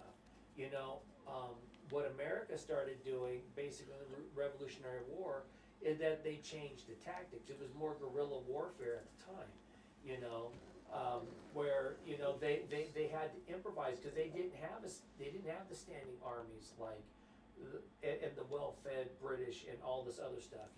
They just did not have that at the time. Very true. So that's the reason why that it was different here. I mean, it was the same thing in a sense, but they were not necessarily going to take arrows and shoot them at each other, while they're both looking at it. You had to go up there and find it. Normally, it was charging and all these other different things to try to overwhelm with numbers, back in the day. Yeah. But yeah, basically that's the idea in this case. Oh, there we go. I got another trophy. Oh, yeah. Good. But yeah, basically, when it comes down to it, you always have to be prepared for what you're going to be dealing with, especially when it comes to that. You got 12 in the user chat, buddy. Nice. All right, and of course, we have one more question before we end today's stream, and this one was actually pretty interesting. And it's actually about this. How would you wear something like this if you were out in combat? I could see it. I know this was very common among monks at the time, and yes, I know some people were wearing this at the time to help shield themselves from the rain and all that, which again is pretty useful, but well, you have to understand too, take a look, okay? I would more likely wear this. Well, go back to the other one. Okay, if you take a look right over there, what's the one thing that you're not seeing? Their face. Their eyes, yes, exactly. Their face is pretty much covered. A lot of times, people learn, just by the facial expressions. like you have a good poker face and stuff. But there's sometimes that your own face and eyes give away what you're planning on doing by if they see that you do a certain look before. You remember Karate Kid? Oh, yeah. The one with Shaodre, what was it, Jackie Yeah. Chan and Yeah. Will's boy. And the one thing he says, stop making the face. Because you remember how he used to go like this and like that, and he had this really weird face. Yeah. He said you got to stop making the face, but it makes the same point. Is that every time he does that move or he does something, he makes that face. That's a dead giveaway in what you're doing. And like your hat, you don't necessarily see 100% in eyes because it actually shields it. True. So so basically you're camouflaging it, giving yourself enough time, or having a person on the other end not notice that if you basically give up the ghost at Yeah. that particular point. True. All right. I want to thank you guys so much for joining us back here for Ghost of Tsushima. And honestly, yes, it's good to play this game again. I haven't played in a while. Here's some news for you guys. I will not be streaming tomorrow. Tomorrow, I'm actually doing something with the family, so we will not be able to stream. Yeah, we're actually gonna be seeing the Nutcracker. Yeah. And you know what? Just for kicks, I'll even do almost like a miniature review Well, that'd be a for good idea. those Yeah, guys. yeah, And yeah, heck, yeah. maybe I'll even let them know let those people know that I'll review their show on my channel. I think that'd be pretty fun. We'll do it right yeah. after the Home Alone one. I think because I think this is the same group that we saw before, right? As far as I think so, yeah. So there's a good chance that I'm gonna give them a glowing review because last time I saw them perform, they it was were really amazing. It was fantastic. I've watched the Nutcracker so many times, it's unbelievable. But each group has their own unique style, and these guys just absolutely kill it. They're some of the best, and don't be surprised if you see us extending the review for Saturday to just talk about the Nutcracker afterwards, and I think it'd be pretty fun. But yeah, there will be no stream on Friday, just to let you guys know. But we will be doing RetroActive's Corner on Saturday. Yeah. Sunday still Roblox. Monday is still either D&D or Mario Party or something else entirely. And of course we have our sports. We're going to be going back to Backyard Baseball 2001 unless my game comes in. If Backyard Baseball 2003 comes in, Yeah. I will be switching to that instead. Yeah. Because honestly, I'm really excited. I've wanted to play the game for a long time. I remember playing it as a kid. I think one of my friends owned it. And really wish I had that game before, but whatever. But yeah, it's going to be very interesting. And if you guys are wondering that, yes, as you guys can see on the map, I've explored almost all of Tsushima at this point. So I think as soon as I'm done exploring everywhere, I'm going to start continuing on with the main campaign.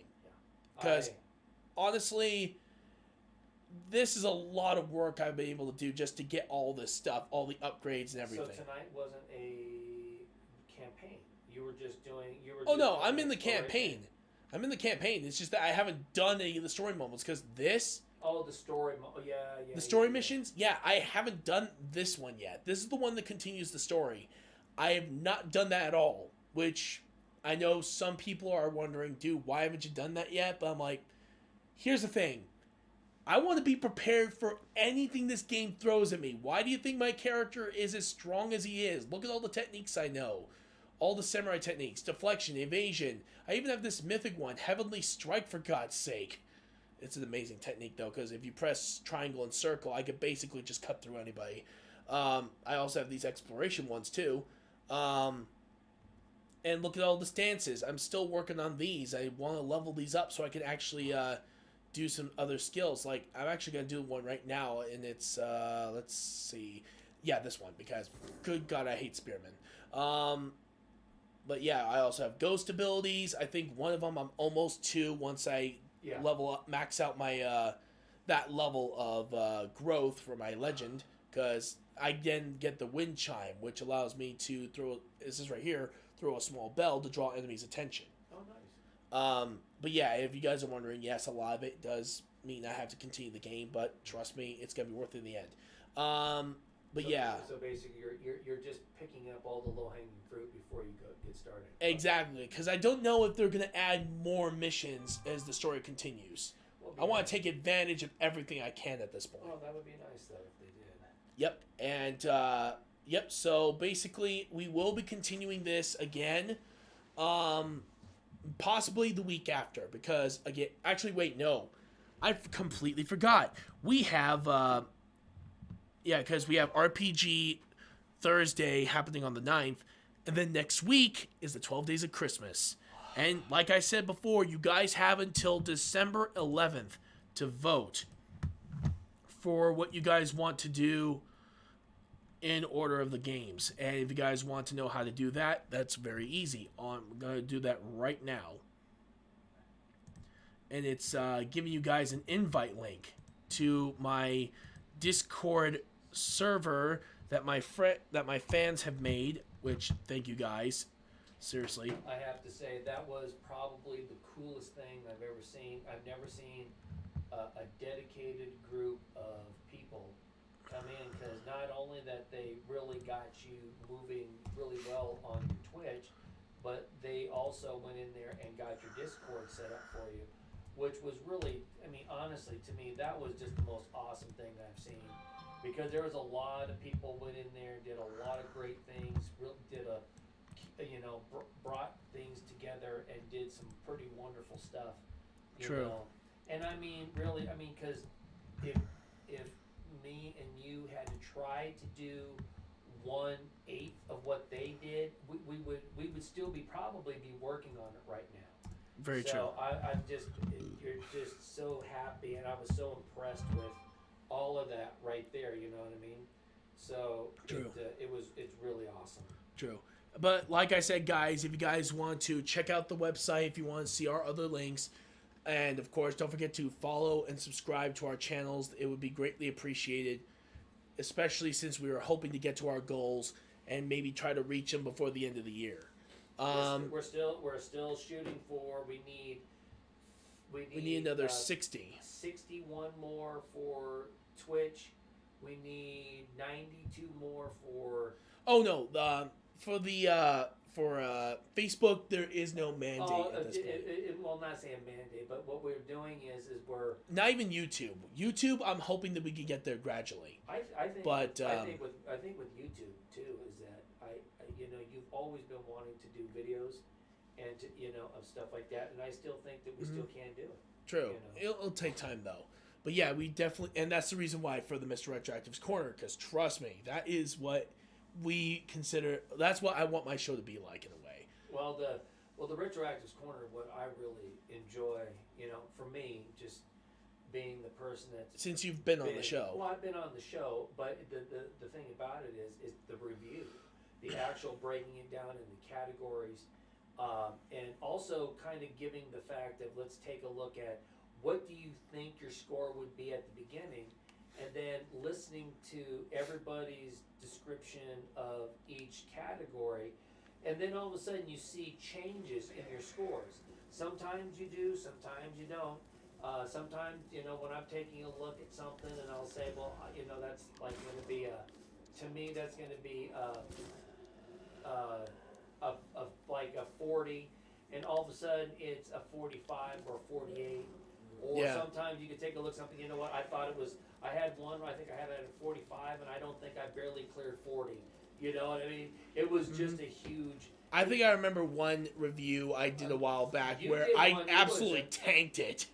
Well, I was really surprised of the spread, because then you go up there, because what happens is that you start listening to another person's perspective on it. And when you start getting that other person's perspective, then you start really seeing, okay, my perspective is still what I believe that it is, but no, you're right, that does make absolute sense on why you would have to change it. Very seldom have we had a total 50.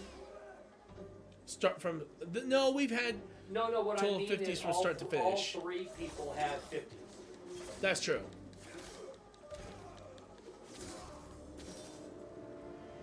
A lot of spearmen, apparently. Yeah. Whoa! See, and that's the advantages of multiple spearmen in here.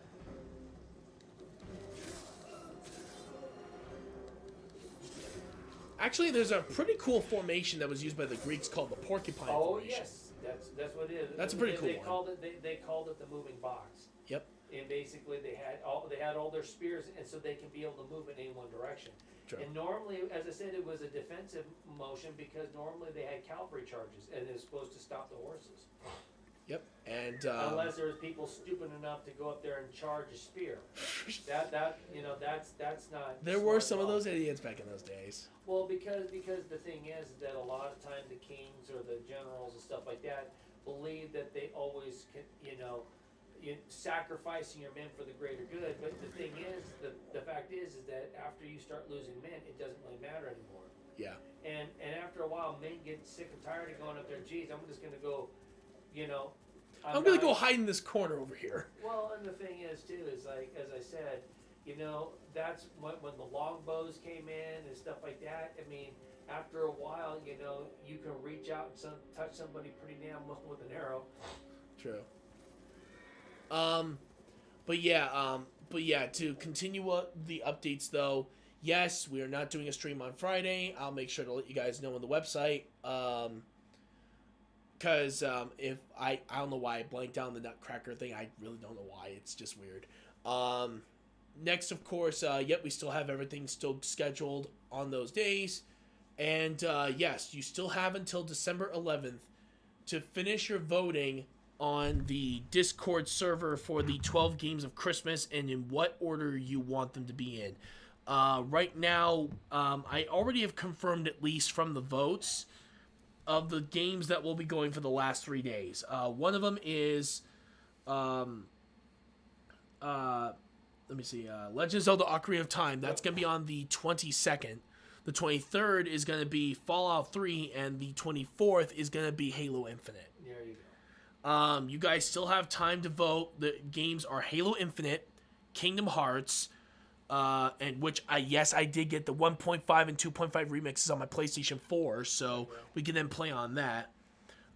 We also have Call of Duty Vanguard, Persona 5 Royal, Legend of Zelda Ocarina of Time, Dragon Ball Xenoverse 2, Dragon Age Origins, Star Wars Battlefront 2, Undertale, Hollow Knight, Fallout 3, and Pokemon Diamond and Pearl Remake. There you go. Also, like I stated last time when I told you about the list, once these games are done on this list, you will not be seeing them next year. Because we're going to do an entirely new list with entirely new games. That way we always have something new to do. And of course, like we always do, we do Christmas reviews on those Saturdays. And the reviews that we have for the Saturdays, just for you guys to have a recap, we have Love Heart. I think it's called Love Heart, I think. And that one is going to be with me, Contraband, and Mace on Fire. We're going to be reviewing that movie on... give me a minute. I'm trying to remember.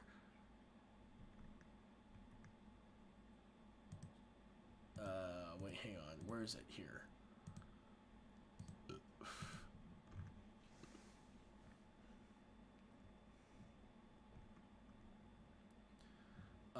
Give me a second. It's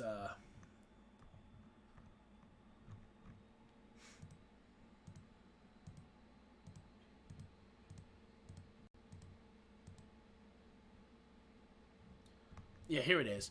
We have, of course, Love Hard for December 11th. That is going to be me, Contraband, Mace on Fire, 2 p.m. Pacific Standard Time. December 4th, which is coming up very soon, it's going to be me, Dr. Death, and Ice Wolf, along with Rye Guy, as the four of us review Home Alone 1 and 2. Oh, that's going to be a good one. For the 18th, it is the same group again. We're going to be reviewing Die Hard on the 18th. And finally, on December 25th, on Christmas, we're going to be doing... all four of us are going to review How the Grinch Stole Christmas, the original classic. We're not going to be reviewing the other ones yet. If we do so, we may do that in the future. But yeah, until then, I hope you all have an amazing day. I will see you all next time. This is Mr. Retroactive signing out. Have a great day, everyone.